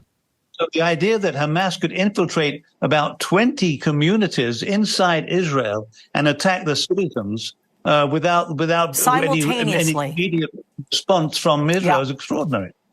It is absolutely extraordinary. Those conspiracy theorists dared to ask why the border guards were told to stand down that morning, why Unit 8200 provided no geolocation data to security forces despite Hamas fighters using phones and radios inside Israel for hours, why the IDF ignored alerts of Hamas aerial activity hours before the attack took place, and why the Prime Minister, Defense Minister, and IDF chief didn't even speak with each other until 4 hours into the crisis. But they're just anti-Semitic loons, so they would ask those questions. Even so, the IDF provided answers to all the hard questions in their comprehensive after-action report, concluding that the Israeli army had failed in its mission to protect Israeli civilians, because no one could have predicted Hamas's intentions and readiness for a wide-scale surprise attack. Except for the Egyptian government, Israeli military intelligence, and the IDF's own Border Defense Corps. The Northern Brigade and Gaza Division had no coordination with the police, and the IDF didn't even know the Nova Music Festival was under attack for 3 hours, but that's okay because they were probably all trying their best. The police documents about the security for the Nova Music Festival were deleted by unknown individuals months after the attacks, but that's okay because it's probably just part of routine record keeping. A Columbia Law School paper found traders informed about the coming attacks profited from these tragic events, but the original paper made a currency error that didn't affect the conclusion, so there's probably nothing to see here. This man never existed, nor is anything he had to say worthy of your attention, and if you say otherwise, you are a paranoid conspiracy theorist and deserve to be shunned by all of humanity. Likewise him, and her. And her, and her, and him. After the dust settled, we were reliably informed that the false flag events of December 7th, 1941, and the false flag events of September 11th, 2001. October 7th is a day that will forever live in infamy. As a result, the Israeli forces made up for their error by gently and proportionately leveling Gaza, killing 75,000 civilians, blockading humanitarian aid, massacring people begging for food, telling people to move to areas that were then bombed, bombing hospitals that Hamas fighters were not occupying, and destroying the vast underground Hamas supervillain bunker that didn't exist. This is the story of 10/7, brought to you by the same media which told you the hard truths about the best Biden ever, and 2 weeks to flatten the curve, and AI-generated rat penises, and the USS Liberty. If you have any questions about this story, you are a terror-loving anti-Semitic libtard who deserves to be deported regardless of citizenship status. If you love the government of Israel and/or peace, tranquility, cooperation, fresh bagels, and this adorable baby, you will never express doubts about any part of this story to anyone. Ever. This has been a public service announcement by the Friends of the IDF, the Epstein Influence Network, AIPAC, the ADL, the Israeli government spokespeople in the media, and the Likudniks. Because ignorance is strength. Brilliant. I defy you to debunk anything in there except for maybe that AI picture of Epstein at the end with some dude that we definitely know didn't exist. Does he mention the part where they buried the car wreckage as sacred and blessed it? I'm not sure he did. He also didn't necessarily mention the number that were hit by fire that could only have come from a helicopter that the IDF has and that Hamas does not. But anyway, so that was number one. I thought that that's a good way to kind of start off our debunking all the nonsense that's happening out there and talking about what's actually happening that Israel would very much like you to not hear about and not talk about. Thank you very much. Okay, now I don't know this creator very well, but I did see what he had put up. This is Andre X. He is in the West Bank. Because something happened in the West Bank today, and we might be witnessing this process right now, today, in the West Bank. This afternoon, Israeli settler terrorists launched an attack on the village of Tel in the West Bank. During the attack, Sheikh Farouk Ramadan, one of the residents of the village, managed to overpower one of the attackers. He grabbed his weapon and shot and killed 2 of the settler terrorists. In response, the Israeli army, who were standing by and watching the settlers attack the Palestinians, massacred 4 of the residents of the village, including Farouk himself. The Israeli government and media quickly jumped on this, framing the victims of the attack as terrorists. And the settlers and the army immediately launched a wave of pogroms across the West Bank. Another Palestinian man was killed near Kalkilia. Settlers set fires to cars and houses in Sarra, and the IDF raided a hospital in Nablus, kidnapping several Palestinians from there. But this is just the beginning. Israeli politicians, including the so-called left opposition, are setting up conditions for a massive wave of settler attacks and army raids across the West Bank, perhaps on a scale that we have never seen before. They fully intend on turning the West Bank into Gaza, and only international pressure can stop them. So now, more than ever, all eyes on the West Bank. All eyes on the West Bank. They're trying to hit us from so many angles that it's impossible to possibly pay attention to the West Bank and Lebanon and Venezuela and Cuba and Ukraine and all these other places that they're trying to steal resources and push narrative, push Zionism in Argentina, burning down Patagonia. I didn't even talk about that. There's a lot of operations happening simultaneously. I think Richard Medhurst in some ways was accurate when he talked about the move toward the petro-gas dollar and toward seizing a lot of the energy resources. It's an energy play. But I did also want to bring this horrifying story because while it's all eyes on West Bank, we can't take our eyes off Gaza because they're in the process. They've already taken 70% of Gaza. They're starting to bulldoze it literally down to the ground so they can rebuild it however they see fit. Nobody's getting access to that except for the contractors. But I've been following this guy for a while. I brought a couple of his videos. You can see the pain in his eyes. He's been over there. He's operated on children who've been shot by the IDF and tried to save their lives and was unable to. He's seen the kids shot in the head intentionally. And yes, even the BBC now has to admit that. I have a video for that later on. Let's listen to what he has to say. There's only 29 seconds. Field in Gaza. Yesterday I was woke a up killing to field. texts and phone calls from colleagues, nurses, and physicians in Nasser Hospital who were just overwhelmed. So many casualties. And the numbers are going to climb day after day. This genocide is not over. This ceasefire is a joke. Keep your eyes open. Don't be distracted. Yesterday. That's it. I mean, don't be distracted. And the Trump administration announces a ceasefire. The Trump administration announces some program or whatever. They're still murdering babies every day, and they apparently have ramped up the volume of their attacks over the past week. So let's listen. I'm a more U.S. again. citizen. I live in occupied Palestine. Hi, my name is Morgan Cooper. I'm a U.S. citizen. I live in occupied Palestine. I've been there for the last 2 decades. And I am currently in the United States after a few months in Malawi because schools were evacuated, of course, in February 28th of this year. to try to protect Palestinian children from the debris and missiles that the Israelis intentionally shot down over Palestinian communities. And so I took my kids and put them in school in Malawi, where we have friends. And I also worked for quite a while on getting their U.S. passports renewed, which was nothing short of challenging. And it shouldn't be. And now we're in the United States, traveling around, talking about our work, working with cooperatives and artisans, and also building an arboretum in Palestine. And I realized something being in the United States is that my Instagram feed now shows me very few posts from Palestine, but they are like 3 to 6 days old when I do see them. And that's really crazy. Like, without Al Jazeera Live and without all of the messages coming through on WhatsApp and Signal, I wouldn't even know what's going on as a U.S. resident, like somebody in the United States who wants to be informed. So you have to really work for it, and you need to follow Palestinian voices on the ground, and you need to actually click on their pages and click on their stories to know what's going on.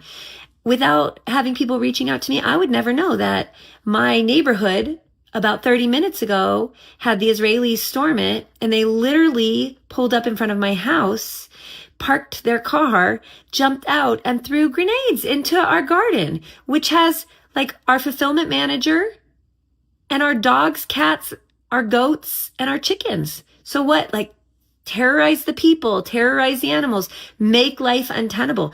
For everybody out there who thinks that the situation in Palestine is complicated and you can't understand what's going on, it's super simple. It is settler colonialism. It is a modern problem.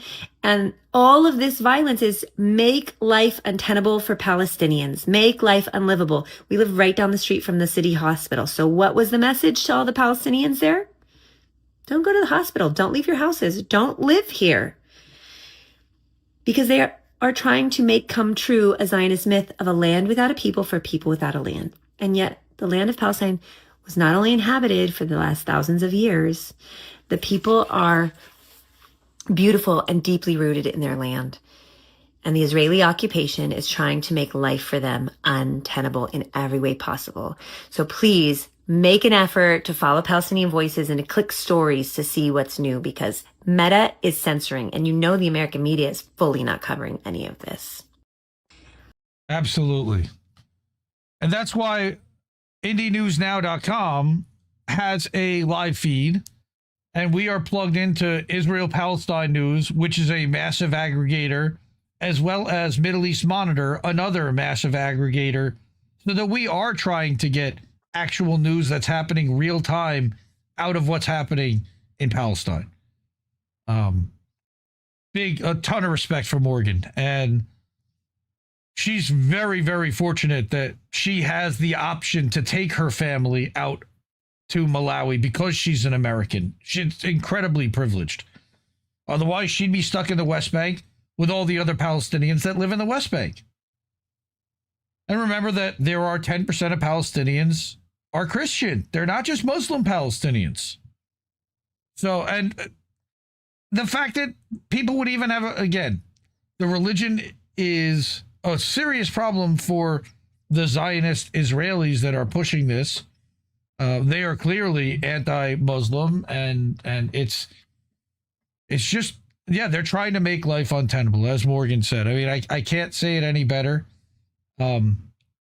And what they want is for these people to either leave, even though they won't let them leave, or disappear. And there's only one way for them to disappear. But I got more videos. All right. I got this one from this guy. All right. This is Cortland Combs. Cortland fixes everything. I'm going to refresh this, and then we'll unmute and we'll listen to what he had to say. My first exposure to that blue and white country in the Middle. So I want to talk about my first exposure to that blue and white country in the Middle East that's bombing children right now. My first exposure, before I knew anything about the history of that country and the history of that conflict, the history of that region, was a video on Reddit, I want to say about 8 years ago, and it was a video of 2 IDF soldiers. You could see that one of them was holding a phone camera up to a scope so that you could see in the distance, and what you could see is a barbed wire fence, and there were some children on the other side of it playing soccer. Now the translation was in English, but you can hear that they're speaking Hebrew. And they're saying to one another, hey, I wonder if you can hit him in the head. See if you can hit him in the head from here. And I literally, shit you not, he says, okay, let me see if I can do it. There's a pause in the video, and then you hear a shot ring out. A second or so passes, and then the child that you see at the other end of the scope drops. And these two psychos start cheering. They start high-fiving one another. They start saying, you can see the audio where it says, hey, good job. Good job, dude. You hit him. I can't believe you got him in the head. That was my first exposure to this whole conflict in the Middle East, is two grown men cheering about hitting an unarmed child in the head with a sniper round. So to all the people who argue with me and say like, oh, you don't know the details. Oh, they're just defending themselves. No, they're not. No, they're not. That child was unarmed, playing soccer behind a barbed wire fence. And that soldier put a round in his head. You want to talk about who the bad guys are? They're the bad guys. They're the bad guys. Anyone who takes a shot at an unarmed child is the enemy. They are the bad guys. I do not want to hear about them being the most moral army when this was my first exposure to what they do to these people. So I want to talk about my first. Zero lies detected, sadly. So, and this is, there are a lot of Americans that have this specific kind of experience, especially over the last 3 years. If they had not already been plugged into what's been happening, if they weren't just consuming straight Hasbara, and they may have been on TikTok or Twitter or a social media site and saw some of the horrific footage that Israel is inflicting on babies, on unarmed mothers, yeah, I can understand that. And I feel the same way. Okay, so we're going to continue. I got a couple more. All right, this one, every innocent child deserves to live. Right, this unbelievable that this is even a question. BBC World Service has compiled material on over... This is the BBC, 19 seconds. The BBC World Service has compiled material on over 160 cases where children have been shot in Gaza and found that in 95 cases, the child was shot in the head or the chest. In most of these cases, the victim was under 12 years old. The cases we found run from the first... Okay. Right. So, again, why are we even still having a conversation? 160 Palestinian children, 95 of which were shot in the head or the chest, deliberately, intentionally. And we're still having a conversation about whether Israel should be allowed to exist as a country. And whether the people that did it, which are getting, we investigated ourselves, and then they're being let go, and released and freed, set free to do this again. Okay, now I have a mini lightning round. I'm not going to read through all these articles because I know I got a bunch of other stuff to still get to. Okay, but Andy Worthington, Indie Media Award honoree, friend of the show. All right, he publishes over at his website, andyworthington.com. He's also on Substack. So Hamas did say it had agreed to disarm in Gaza. That was big news. Again, and then all of a sudden that's already now disappeared and come off the table because it was under the assumption that Israel was going to stop occupying and that there was going to be an international force. And today, Netanyahu came out and said, no, we're not doing that. We're staying forever. So forget that. And then they're going to talk about building settlements. And that's already, we've been talking about that. And then how Smotrich and others are pushing him to announce that they're going to do that, which we already have known that they're planning on doing. And then they're going to build waterfront property that Kushner's going to get involved with. Witkoff's going to own some property, probably. And they'll have all the Gaza board of quote-unquote peace. Tech bros and everybody else involved get their little piece. I also have a thing about no more than $400 million to rebuild Gaza, when last week I brought an article saying it's going to cost $70 billion to rebuild Gaza. Well, maybe not the way that they intend it to be rebuilt. So let me get back to Andy here. Okay, in his new article, Hamas agrees to disarm, but only if Israel leaves Gaza, is his response to today's claim, trumpeted by Trump, that the Board of Peace, the body set up under his admin last October to implement a ceasefire and supervise the future of Gaza, has reached a historic agreement on the complete disarmament of Hamas and all the other armed groups in Gaza. Complete bullshit. All right, typically for Trump, this was a simplistic reading of an agreement made by Hamas to hand over its weapons to this Trump-run National Committee for the Administration of Gaza, or the NCAG, the Palestinian committee that was supposed to take over the day-to-day running of Gaza, but whose entry has been prevented by Israel. But only if Israel honors its unfulfilled commitments under last October's ceasefire deal to bring an end to its military activities, to stop seizing ever more land in Gaza, and to ensure adequate deliveries of humanitarian aid. And of course, we know that none of those things are happening. So this was just another misdirection, another head fake, another keep them kind of occupied for the keep the media distracted for the next couple of days at least, and then we'll come up with another strategy and then call it, oh, we're coming up with another deal, we're coming up with this or that. All right. And remember, again, he's talking about Kushner with the new Gaza. We talked about that on How Did We Miss That? 2 years ago in May. Look up the Gaza 2035 segment.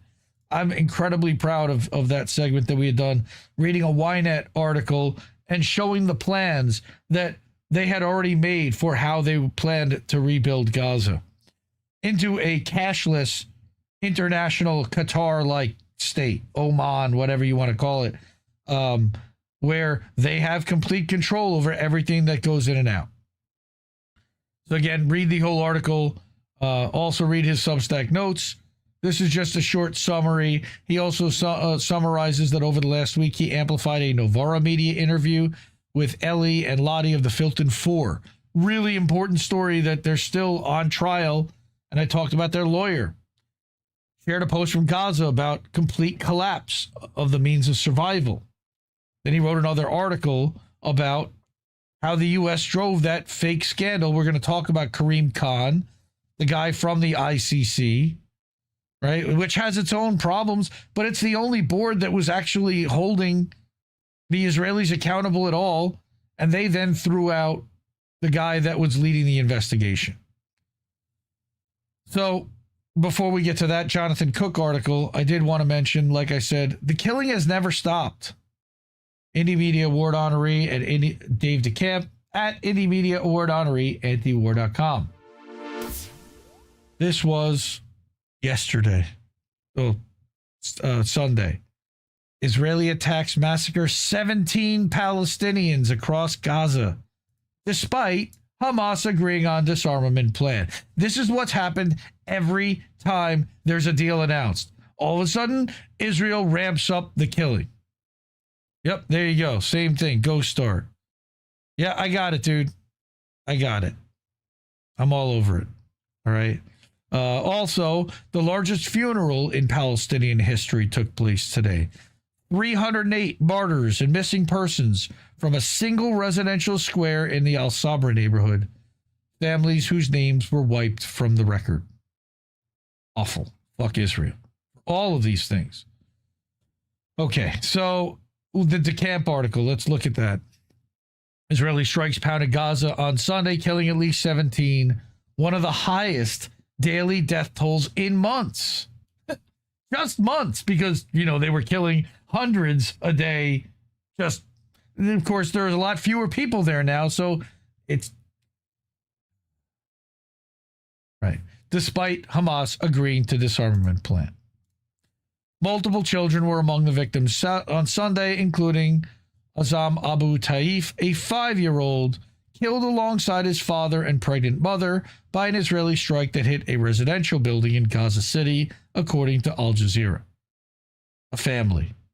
3 people gone. And the Israelis cheer. Those fucking monsters. Awful. Awful. Medical sources at Nasser Hospital told Al Jazeera that a couple and their young daughter were killed by an Israeli strike on an apartment in Khan Yunis.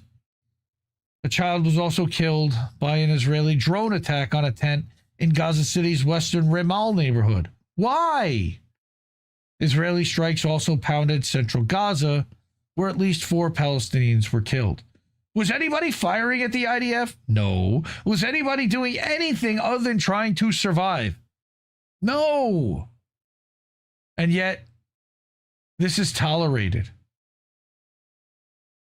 A day earlier, Israeli forces killed 8 Palestinians and bombed medical warehouses attached to Al-Aqsa Martyrs Hospital in central Gaza, according to Gaza's health ministry. The building looked like a crater. I didn't want to show a shot of it because I can't confirm that that's exactly what it was, where it was, and what happened. But from what I saw, according to what they said, that looked like an empty fucking crater where a building that housed medical supplies that are already in short supply used to stand.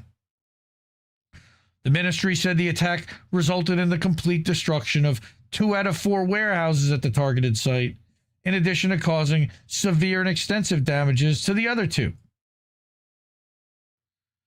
The heavy Israeli attacks came after the so-called Board of Peace unveiled what it said was a 15-point plan to implement the Gaza Peace Plan that doesn't have any Palestinians in it, announced by President Trump on Truth Social on Thursday night. To his paying customers, I know, because now they made the real-time API apparently only available to paying customers, and everybody else gets a delayed version of his feed so they can then insider trade before anybody else. What a world we live in. Okay. So, the agreement calls for the halt of all attacks as it's being implemented, of course, but so did the October 2025 ceasefire deal signed by Hamas and Israel in October, which Israel has violated with constant attacks that have killed at least 1,230 Palestinians since it was signed. Because ceasefire means they cease, Israel fires.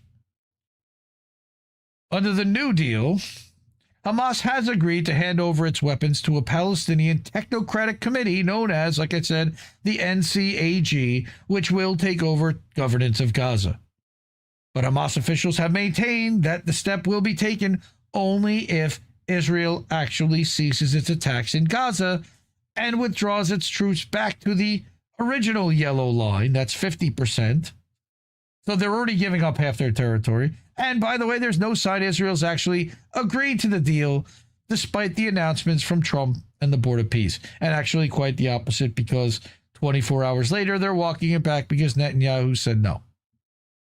The agreement is a package. We will not begin any weapons-related steps until Israel implements these commitments. Frankly, if Israel doesn't implement them, we won't proceed. So, fuck Israel, because we know they're going to lie and they're going to welch and they're not going to honor anything that they allegedly agree to, because they never do. And nobody holds them accountable. So finally, I have another Indie Media Award honoree that I have not brought an article from in quite a while. And it's a really long one because it documents a lot about what's happening with regard to the ICC, the bullshit trumped up charges that were brought up against Karim Khan, who was the lead prosecutor, okay, and his now dismissal from the case. So what Jonathan Cook says is that with Karim Khan's dismissal, the elimination of the War Crimes Court is near complete.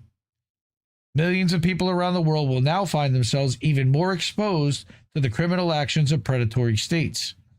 Unlike Khan's accuser, they're unlikely to ever get their day in court. And that is Karim Khan. And I'll just start reading the beginning of it, and then we'll let you finish it. But the most important question we should be asking after Karim Khan's dismissal last week as chief prosecutor of the ICC, which is the International War Crimes Court in The Hague, is not whether he's guilty of sexual misconduct against another staff member identified as Sarah. That can only be decided through a legal process. One, let us note, that's already taken place. A fact-finding body carried out a lengthy investigation of Sarah's allegations over more than a year. Its thousands of pages of evidence were then evaluated in detail by 3 senior judges. Though you wouldn't know it from the media coverage, they concluded that there was no evidence to suggest any kind of misconduct by Khan, sexual or otherwise. Why let a good truth get in the way of a narrative, right? Strangely, that determination was largely confirmed by an extraordinary, deferential, exclusive CNN interview with Sarah aired earlier this month. She declined to give any meaningful details of what Khan had allegedly subjected her to, and celebrity interviewer Christiane Amanpour delicately avoided pressing her for any clarification. How convenient. No matter. The purpose of the CNN interview was never about excavating facts.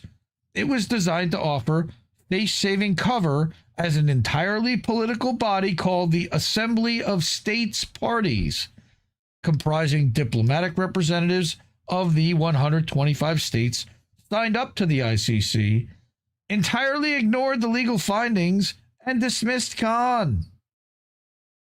Paradoxically, it was the Assembly of States Parties, or pirates, that appointed the judges who had concluded there was no evidence of misconduct or breach of duty by Khan. That inconvenient judgment was simply reversed, despite the Assembly members being in no position to weigh the evidence themselves. That makes a lot of sense, right? I mean, literally, this is Kafkaesque stuff. The Metamorphosis, Gregor Samsa kind of stuff. And it reminds me of what's been happening to Hussein Dogru in Germany, what's been happening to Jacques Baud in Switzerland. Speak out against the crimes of the states and of, their countries, and find yourself accused and your life ruined, which is exactly what they tried to do. So again, this is a pretty long article by Jonathan with several sections to it. All right, you've got the concerted backlash and a tsunami of threats, and of course the untouchable criminals, and then you've got the predatory states at the end of all this. Like I said, this is a pretty long article. I'm not going to read through the whole thing, but let's just read at the end, at the summary. All right, any lawyer who takes up the post of ICC chief prosecutor will be only too aware of the fate that befell Khan and the campaign of intimidation against Bensouda as soon as each tried to enforce accountability on Israel and its Western patrons. It will take a very brave individual indeed to renew that task. Khan's successor will understand that in any further confrontation with Israel and Washington, the U.S. will not hesitate to crush the ICC and with it, remove the only effective restraint on criminality by powerful states. More likely, however, that Assembly of States Parties, the political body that ousted Khan, will privately require from his successor reassurances that the new chief prosecutor reliably deferred to the principle of Israeli and Western impunity. Only someone less willing to ruffle feathers stands any chance of being appointed. That was the clearest of messages sent by the Assembly when a majority of member states voted to be rid of Khan. Khan! I want to get Shatner saying that. The short-lived experiment in creating a mechanism for enforcing international law is over. We are now back to the law of the jungle. Not that we ever hadn't been, because they had brought up sanctions against Russia for Ukraine, but never against Israel, which was insane. Hundreds of thousands of people around the world, more likely millions, will now find themselves even more exposed to the criminal actions of predatory states. Like he says, unlike Khan's accuser, they're unlikely to ever get their day in court. And she got her day in court, and the judges ruled that it wasn't credible, and then this Assembly of States Parties just overruled it, even though they didn't review the evidence and didn't have the right to do so. Welcome to dystopia again. Captain Kirk versus Khan. That's right. Thank you, Chris H. Appreciate that. Okay. So that was our somewhat long Fuck Israel segment wrapped up. Thanks for sticking with me. I know. I saw what Bad Cookie said, that to save his Saturday, he's gonna head out. And I totally love you, man. I appreciate that. I understand this is really tough stuff to get through. And I know earlier he said that he appreciated, that he thanked those people for speaking out It's so ugly he can't believe that the Israelis consider themselves human, which is totally agree. All right. We're buffering here. No, I think that's you, Kate. Sorry. I hope at least. A small dropout, few small dropout, 5 seconds long. I don't know. I'm not dropping any frames, so hopefully it's not me. But in the meantime, support independent media because we need it more than ever. I don't know too many shows that will go through that litany of all of Israel's war crimes in one shot like that, and I know it's a lot to absorb. I appreciate everyone for supporting me and sticking around, but I need to get through it myself just so I know what's going on, and I can get on the same page as some other people, and we all kind of share what's going on. Because it's awfully lonely when you only have this knowledge and it's in your head and you know what's going on, but nobody else seems to know or want to act or know what to do about it, and it just helps to share. So again, these are all the people that have supported our network, that have made contributions, that have tipped our channel. We really appreciate the ways to do that. Cash App, $ Indie News Network. Over at ko-fi.com/Indie News Network. That comes through PayPal, but it'll pop something up on screen. You can go to Substack at IndieMediaToday.com. That's my Substack, where this show is streamed live, and all of the clips and segments from this show are also sent out as individual posts and shorter videos throughout the week. And then we have INN Newsletter, where I publish a weekly update for the network and help administer all the other podcasts for the channel there, as well as, of course, on YouTube and Rumble and everywhere else. And our website, IndieNewsNow.com. IndieNewsNow is a website that I created as a news aggregator so that a lot of the people that you see here, the articles, Andy Worthington and Anti-War and Jonathan Cook, Dr. Mark Browner, whenever he's going to be publishing his Substack articles, will feed there. And that is a ad-free, unfiltered place to go and find Electronic Intifada, Israel-Palestine News, Middle East Monitor, a lot of Israel-Palestine coverage specific, because we need to get that more real-time data. I don't want the 3-day delayed feed like Morgan Cooper was talking about in her video earlier. So we set up this feed so that you can bookmark it, refresh it, come back to it, and you'll see new articles and stories updated throughout the day. IndieNewsNow.com. Okay, we've just got our lightning round. I've only got a few things to talk about here very quickly because there are a couple of long articles, but we also need to talk, of course, about Israel cash within the 2026 election cycle. And I saw a thing today about how AIPAC was bragging about how they've now surpassed $100 million donated to candidates in this 2026 cycle already. Wanted to bring another piece from Polygraph's Steven Semler, who tweeted out that by the end of the 2026 elections, Haley Stevens from Michigan will likely be the largest recipient of pro-Israel money ever, topping Joe Biden's $4.2 million career mark. Which is funny because I think that if she loses, her opponent, the Republican who's opposing El Said, will top even that. But I could be wrong.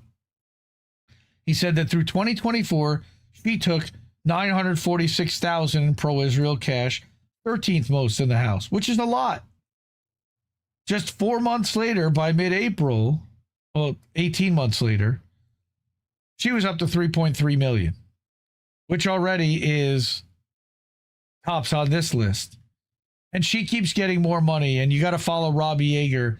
He's been tracking the dark money in this Michigan race, which ended tonight. I believe the primary is today. I don't know if El Said won. He was leading. And in a way, I hope he wins. But he is a champion for Medicare for all. But he's also completely wrong on Ukraine. He's still a Democrat. So all these people that are doing this dance for El Said, this is nice. It's also going to give Cenk Uygur and TYT a massive amount of additional power if Abdul El Said ends up a senator. Because without TYT and Justice Democrats, Nobody would have known this guy in the first place. This guy's been running for office since 2018, backed by TYT and Justice Democrats. So know who you're getting. He's not a Democratic socialist. They say he's much more along the lines of an Elizabeth Warren, Bernie Sanders type. He's going to play ball with the party. He might push back here or there. He'll push back on Palestine. He's Egyptian. He would be the first Muslim in the Senate, but how is that any different from Rashida Tlaib being the first Muslim in the House? Okay. So that was the first thing, is Haley Stevens and the amount of money. And here's the full table, all right, where he's showing Democrats who opposed cutting Israel aid got triple the money from pro-Israel donors. What a shock, right? And that's his article here. Why 98 Democrats ignored voters and opposed an Israel aid cut, which again is no surprise. Support Steve over at Polygraph. I like the way he chases money. Though he is still a Democratic Party hopeful, clearly. I don't think that I think he is clearly more opposed to Republicans than Democrats, but what he does want to see is the money out all across the board, as do we all. So that's our first item from the lightning round. Item number 2, and again, consider the source, a Christian news and ministry website, the Wine Press News, covering a variety of current world events across various topics. And what they did was they compiled this article back in April of all of the CIA people that are out there across independent media, showing how alternative and independent media is completely controlled. And I hope it doesn't include your favorite podcaster too. It certainly doesn't include any of mine. I've been calling out a lot of these people for a long time. Moon actually... So this is all based upon a Moon video. I don't know if you know who Moon is. Moon's a large channel. All right. And then it dives even deeper into each of the people. The majority of the documentary focuses on John Kiriakou. We're all very familiar with Mr. Kiriakou due to his involvement with the Assange movement. Was he sent there? I don't know. Some people certainly believe so.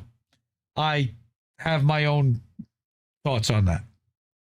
In 2013, he was sentenced to 30 months in prison for disclosing CIA secrets and classified documents to journalists. But was this all controlled? He still very much appears to be an asset, only disclosing certain facts and information, and he, like so many other former CIA officers, appears on these podcasts whenever a major event is ongoing or narratives being pushed and needs reinforcement. It's starting to become too noticeable, right? So he's everywhere lately. Kiriakou has become his own brand within the last year. He's all over TikTok. He's all over Instagram. He's getting interviewed on Theo Von. He's invited on some of the largest podcasts out there. All right. Therefore, as Moon points out, any talking point written or disclosed publicly on a podcast is designed to sway public opinion, either a ruse or distraction or truth that's being allowed to be revealed for one reason or another. Because like he said, A, there's no such thing as former CIA, and everything he says has to be cleared through the CIA's information office. All right. Again, Moon nailed it with regard to Pompeo. We lied, we cheated, we stole. This, again, is an extensively long article that gets into this guy, Victor Marchetti. Oh, this clown. I don't like this clown. Andrew, whatever his name is.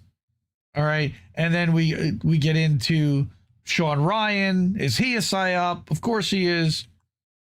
All right. And more and more and more and more. Tucker Carlson, Dan Davis, right? Piers Morgan, right? Doing a media tour. Right? How is he getting platformed on all these large shows? And then we talked about, and then they even mention and give nod to Whitney Webb on the Jimmy Dore show, talking about specifically Joe Kent, another ex-CIA guy, ex-quote-unquote CIA guy, right? And I called this right away as well. All right, speaking of Tucker, he's another CIA asset. Yes, he is. His father, Dick, was in the CIA. Tucker tried to enlist in CIA, but was reportedly rejected, so we were told. Yet he gets really on edge whenever his CIA backstory is presented to him. And as the Wine Press News has reported, Tucker has been a major asset to legacy media in pushing the global war on terror, then became a major peddler and defender of Trump, and not long after Trump became president, he diverted course and started pushing his anti-MAGA, anti-AIPAC, anti-Israel narrative, inviting some of the most Bible illiterate guests to push agendas and push blatant globalists and one-worlders. All right, then he gets into even more stuff. So take a look at this article. This is where it gets a little silly, in my opinion. All right, the New Age Doctor Network. I did not necessarily subscribe to all this, and I don't like the fact that he's using scripture at the end of this article. But this is, again, a Christian news outlet. So take it with a grain. But if even they're seeing it, it's as obvious as anything can be. So again, I will link this in the Substack afterwards that had the original links to all the stream and all the articles and all the tweets and everything that I'm showing here tonight. Fully transparent. Yes, Tucker is a clown. All right. So, next. Final one. This is also a really interesting article that gets a little wonky. And I don't agree necessarily with the ideology of the person that's sharing it and the example that they're using for the reason that they're seeing this collapse. But there is something happening on Substack, and that's why I brought this. So this gentleman, Scott Carney, uses his own evidence, but also a Taylor Lorenz freak out, which we always love to see Taylor Lorenz freaking out. Speaking of Mockingbird Media, who's denying how she works for Pierre Omidyar, though she takes a check from Pierre Omidyar's charitable foundation. And that's a whole other thing. We covered that last year. A few years ago, Substack transformed away from being a niche newsletter delivery system and into the main refuge for tens of thousands of journalists who were fleeing or had been kicked out of the mainstream media. The value prop was simple. Writers could come here to build an audience that would actually pay directly for their writing. The platform recommended writers put paywalls on posts that would encourage readers to financially support their favorites.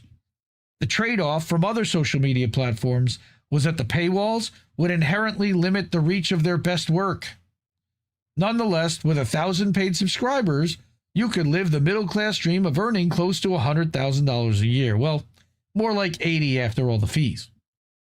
And for a while, it seemed like a reasonably good trade. No one wanted journalism to die, and the new influx of writers was doing pretty good work on the platform, albeit with lower budgets than traditional newsrooms.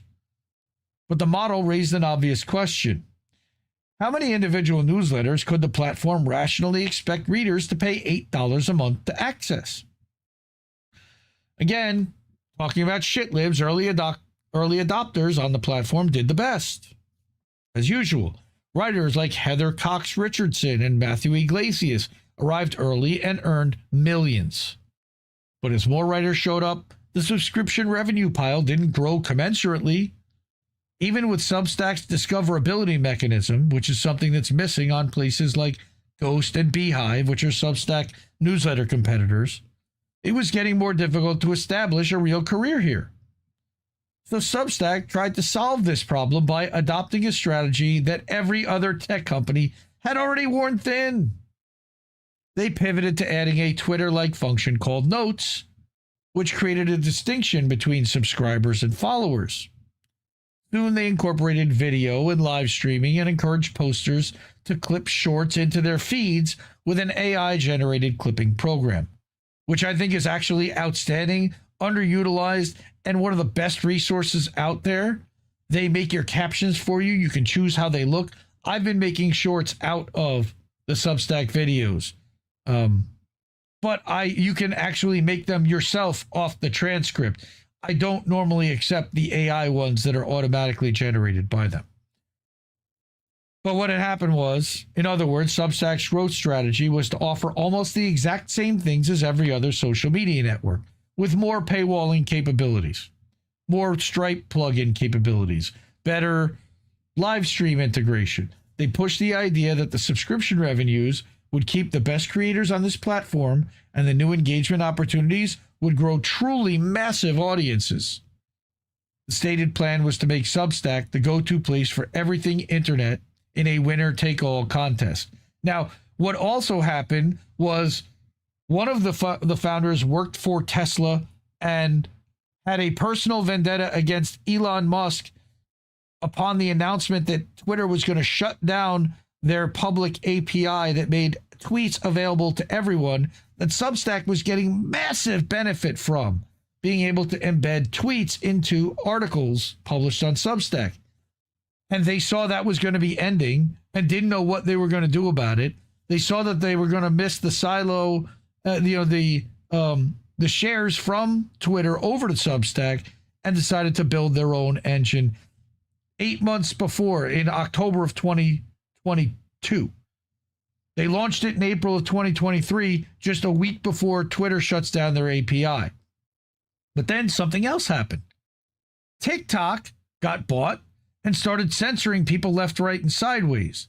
And the reason why you see all this vertical video on Substack is that they also decided that they wanted to go after TikTok's creator audience, because TikTok was demonetizing people. They were eliminating videos. They were doing all kinds of censorship, and Substack wanted to be the anti-TikTok when it came to that. They're not. They don't have a TikTok style feed or algorithm. And that's been, in my mind, a failure. But they have brought over some of the largest TikTok news people to create their own Substacks. Guy Christensen and that guy Aaron Parnas, who I don't like, but he's there and he's got a massive Substack following. But what happens is that creators started to earn a lot less. So Taylor Lorenz crying on Notes, I have over 200,000 followers, yet my paid subscriptions have fallen off a cliff. Aw. I'm beginning to wonder what's going on with the platform economics of Substack.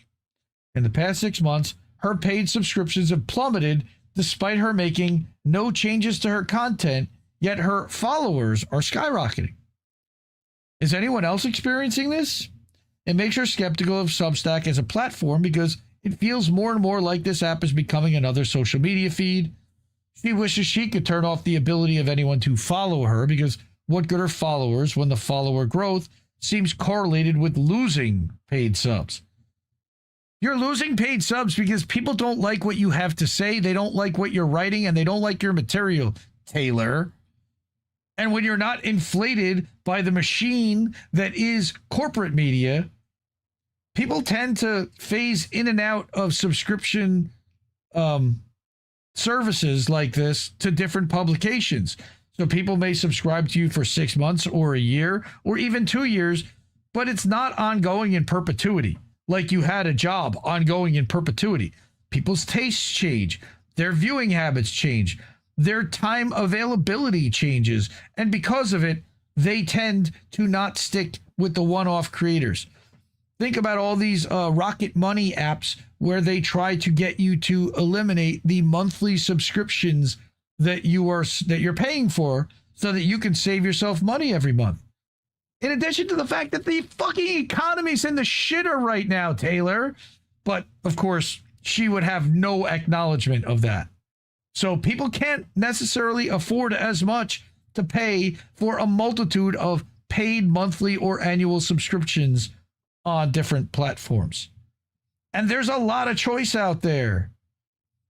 That's in addition to Disney Plus, Netflix, HBO Max, Paramount, Amazon Prime. There are other ones out there. That's in addition to YouTube memberships, Rumble memberships, Patreon subscriptions. There is a highly competitive, large marketplace out there that Taylor is competing in, and she's mad that she has to compete. Now, this person says that he doesn't have anywhere near Taylor's following, but look at his numbers, which are surprisingly similar. He's making $24,000 a year. That's $2,000 a month off of his Substack. Decent. That's more than most are actually making. It's way more than I'm making. My gross annualized revenue for Substack right now is under $1,000. I don't use this as a monetary source. He has 9,000 subscribers. I have about 7,500. And that has been pretty flat for about the last 90 to 120 days. Right? He's got 268 paid subscribers. I think we have 20 something, but not even all those 20 are actually paid. Some are comp.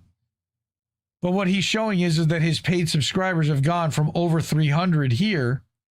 Now you're seeing it down in the 260s. So he's lost 40 subscribers since May 1st, which is more than 15% of his paid audience without picking up new ones, really. I suspect that this is a platform-wide problem, and it comes back to the central issue of subscription fatigue. As the platform promotes more and more free content, users have less and less incentive and time to engage with the more thoughtful, higher quality content that lives behind paywalls. But also, you have a lot more people that have showed up to Substack in the last year. So like I said, Taylor, your marketplace is a lot more competitive than it was a couple of years ago. You've got Jim Acosta here now, and you've got Don Lemon here now, and you've got, again, massive personalities that are commanding $10 a month each. Michael Burry is here from, The Big Short. And all of these different creators are monetizing, and their purple checks now are starting to show up for the people that have 10,000 or more paid subscribers to their publication. 10,000 paid subscribers, you can actually make a living. But you need 10,000. And most creators, 99% of the people on this platform are not getting that. Zateo is another outlet that didn't exist a couple of years ago. And I called all of these out, and what this is doing is diluting the pool of creators, which sucks. I saw this, and we're going to eventually probably be squeezed completely off the platform. I'm going to use it till I can't anymore. I've invested the last 5 years plus into Substack. I've published over 2,200 articles and posts and live streams and appearances. Everything I've been running this hub through has been here, and I've seen my reach dwindle steadily over time. What has helped has been the recommendation engines from other larger creators like Guy Christensen. All right. Guy recommends this Indie Media Today, and thanks to it, I've gotten over 2,500 new subscribers just thanks to Guy. And I appreciate him for that. I never asked him to do it. I don't think I did. I might have sent him a thing, but it really helps to help grow people's audiences. And their recommendation engine, Substacks, automatically suggests the people that he recommends to his audience to help them discover new newsletters. That is that recommendation discovery engine that the author's talking about here. Again, there's a lot more to this article. I'll link it for the wonky people that want to read more about my favorite passion project, Substack. It's near and dear to my heart, which is why I talk about it. But it's also important as a creator. It's important from a censorship perspective because they have been one of the least censorious platforms out there. And to see the people that are trying to make it work not able to make a living from it is worrisome, to say the least. All right, that was our quote-unquote lightning round. That still took about 20 minutes. Well, I appreciate that. The battle to control perception, crushing Substack model underfoot. Maybe, but remember that Mark Andreessen, A16Z, is also one of the largest investors in Substack, as well as Stripe, which is the exclusive payment provider and processor for Substack. So Andreessen Horowitz is making money on both sides of the transaction right now. I don't think that they want to ruin this golden goose.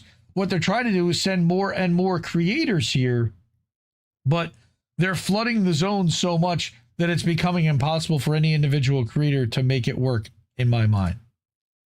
All right. Tara Preda, good to see you. Thanks for hanging out too. I'm glad the weather's beautiful. I wish we all got to hang out and go walk the dog in some nice, beautiful weather. Before we get to the GoFundMes, support independent media because we need it more than ever. The ways to do that are there here for INN, Cash App, $, Indie News Network, at co-fi.com/Indie News Network. Over at our website, IndieNewsNow.com, where you can leave a tip for the network with a Stripe link. We have a Keep the News Free section, or you can pick up merch with the merch link to our Big Frog store, where there are a ton of t-shirts and tank tops and hoodies. I know Adam Ayers and Chris H, who's in chat right now, he picked up a Shandamasta t-shirt. Really appreciate that. Love him for it. And then, of course, we're live on Substack. We just talked about Substack. IndieMediaToday.com is mine. That's where I'm live right now. And INNNewsletter.com is for the network.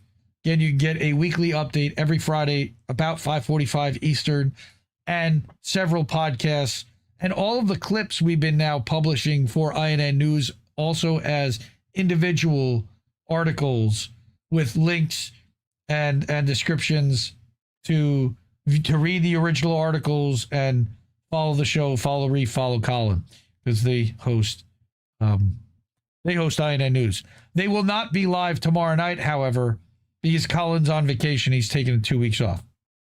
All right. Finally, again, we are going to get to, like we do every week, our friends, family GoFundMes. All right, because part of what we do here is we can't forget about the people that support this show. And if we don't help each other, who's going to? Because a lot of times it's just us. So we're going to start again with our buddy Will. Words of Will, his wife in May was diagnosed with breast cancer, and at the same time her job had cut her insurance. They were able to get on like a state plan, but they did still incur thousands of dollars of debt for chemo treatments before a nurse took pity on them and told them that there was a free alternative across the street at another hospital, which they are now taking advantage of. But in the meantime, I don't believe he's working. They're doing what they can to make ends meet. And I feel just awful. I can't even imagine as a father to experience that. I mean, going through a wife who has breast cancer, not having a job to be able to support it, and having children at home, kind of wondering what's going to happen. It's the worst. So again, I implore anyone that is able to, the GoFundMe for them has not really moved very much recently. 4115. Okay, they did pick up a couple of $100 in the last week, and that's awesome. And if anybody here gave, thank you. I love you all, and I deeply appreciate anybody that can give a couple of bucks. I know we've given to all of these campaigns ourselves as a network. Again, we have to take care of the people because there's no one else coming to save us but us. So that's Elizabeth. And then, of course, we've got Natalia. Now 14 months. She's been sitting in a nice detention facility in Ohio. And this campaign was started by our brother Cowboy Kitty out in chat. I don't know if he's there tonight. He usually is. They are still pending appeal. There was some update last week. I don't remember exactly what it was, but she's still sitting there. And the only people that are benefiting right now is ICE, the state of Ohio, and the private prison facility that's housing her and profiting from her being there daily. She has been ordered to be deported. She is appealing that because she already has asylum. She shouldn't be deported. It's fucking crazy that we're even talking about this. And he mentioned that there was that because there was a suspected DUI right about the time that basically it waives whatever it was. So it's a big deal. And again, it's just a shit situation. So if there's anyone that can help, we definitely could use, some support to her legal fund, to her daughter. We know she's got a daughter that's probably going to be starting college, or maybe she's working. I don't know what she's doing. She finished high school. Her mother missed the graduation. Just fucking horrible. And then we've got our friend Aspen Martin and her mom, Halo Benson. It's the craziest story. It's 15 months ago now. Aspen went to a music festival in Tennessee. She was in an RV that belonged to a friend of a friend. Her friends that she was supposed to go with bailed out at the last minute, and she went with that friend, just her and the friend, trying to sell their jewelry at this festival through the weekend. She had a great time at the festival, and on the way home back to Tennessee, they're driving from Florida through Georgia. The RV gets pulled over. Georgia state troopers search the vehicle and find mass quantities of drugs that the driver, the friend of a friend, was holding. Aspen and the driver get arrested, locked up in county in Georgia for 15 days. I interviewed Aspen and her mom back in October about this story. We did a fundraiser live stream. Dissent in Bloom wrote an incredible article about about Aspen's plight and her story in Georgia lockup, and just how disgusting the Georgia system of prisons is. It's just a horrific situation, and they're going to need tens of thousands of dollars to pay off all these experts and to fund her defense properly. She's also autistic. She's also vegan. She's of mixed race, and that does not tend to do well in prison. She's kind of a gentle girl, she doesn't process things incredibly quickly, and she was yelled at by prison guards and had food withheld and all kinds of things because she didn't respond quickly enough. Prison is not a place for this woman. So if we can get something to her GoFundMe to help increase their ability to support this, we really appreciate that. So finally, again, we have the Shanda Masta Fuck Cancer collection, and everybody put up your sunflowers for Shanda. Our sister Shanda, Indie Media Award honoree and co-host of Beauty and the Boomer, lost her fight, which started as small cell lung cancer in August of 2024. We showcased her GoFundMe and talked about her every week on this show, and will continue to. She lost that fight in April, sadly. It was in remission. It came back. She fought it. It came back again. And fuck cancer. So to honor Shanda, to keep her memory alive, to try to raise some money to donate to either her family or a cancer charity with any proceeds, any profits, I created the Shanda Masta Fuck Cancer collection at the Indie News shop. Okay, right now there is a hoodie, a tank top, men's and women's t-shirt that you can get. I sent in additional designs to the shop, fam, and one of these days, hopefully they're going to get to it, and we will get more merch in there. One with a sunflower on the front. So any proceeds we get, again, thank you to Chris. Thank you to Andy. Thank you to Chris and to Anna, and of course Oz the Boomer, who have all picked up Shanda merch already. I'd love to see a lot more of it picked up and put out there. And hopefully you do so. The way you do that is you go to IndieNewsNow.com, you click on the merch link, and right at the top of the Indie News shop is this collection. So again, fuck cancer. Again, reminding people that Shanda was an Indie Media Award honoree for her excellence in podcasting and live streaming, engineering, and doing it all. You can go to this page as well at indiemediaawards.substack.com, and there'll be a link here under Shanda's page directly to the shop. And all of her links for her social profiles that are still up. And shout out to our brother Oz. Love you, man. All right. Illustrations by Zago. All right. I think that's it for the night. That's all I had. 12:30. So I love you all. I know there was a lot to this show. I really, again, appreciate you helping me work through the flock Axon surveillance state stuff. I get that it's somewhat surface level at this point, but there's a lot of it, and there's a ton to absorb, and there's more stuff happening every day. Follow Jason Bassler. Follow Ryan Christian at TLA Vagabond on Twitter.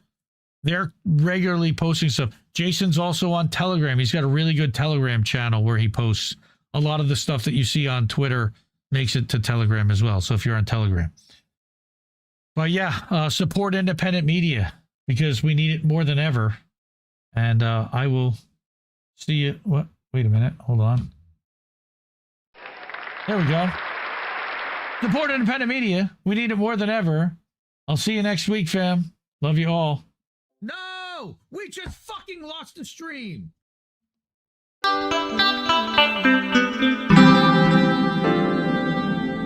Who are these people?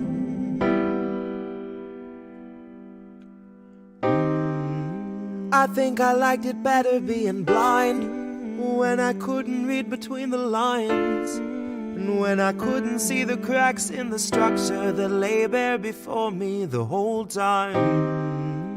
I think I liked it better back when I suspended disbelief and swallowed pride. I thought I knew the difference in the red from the blue, but they both bleed us so dry. They both bleed us so dry. My favorite songs don't hit the same way. I get to the end of a 4-minute track and I'm only looking back thinking, what did they actually say? So I guess this isn't such an awful place. Is that what you want me to say?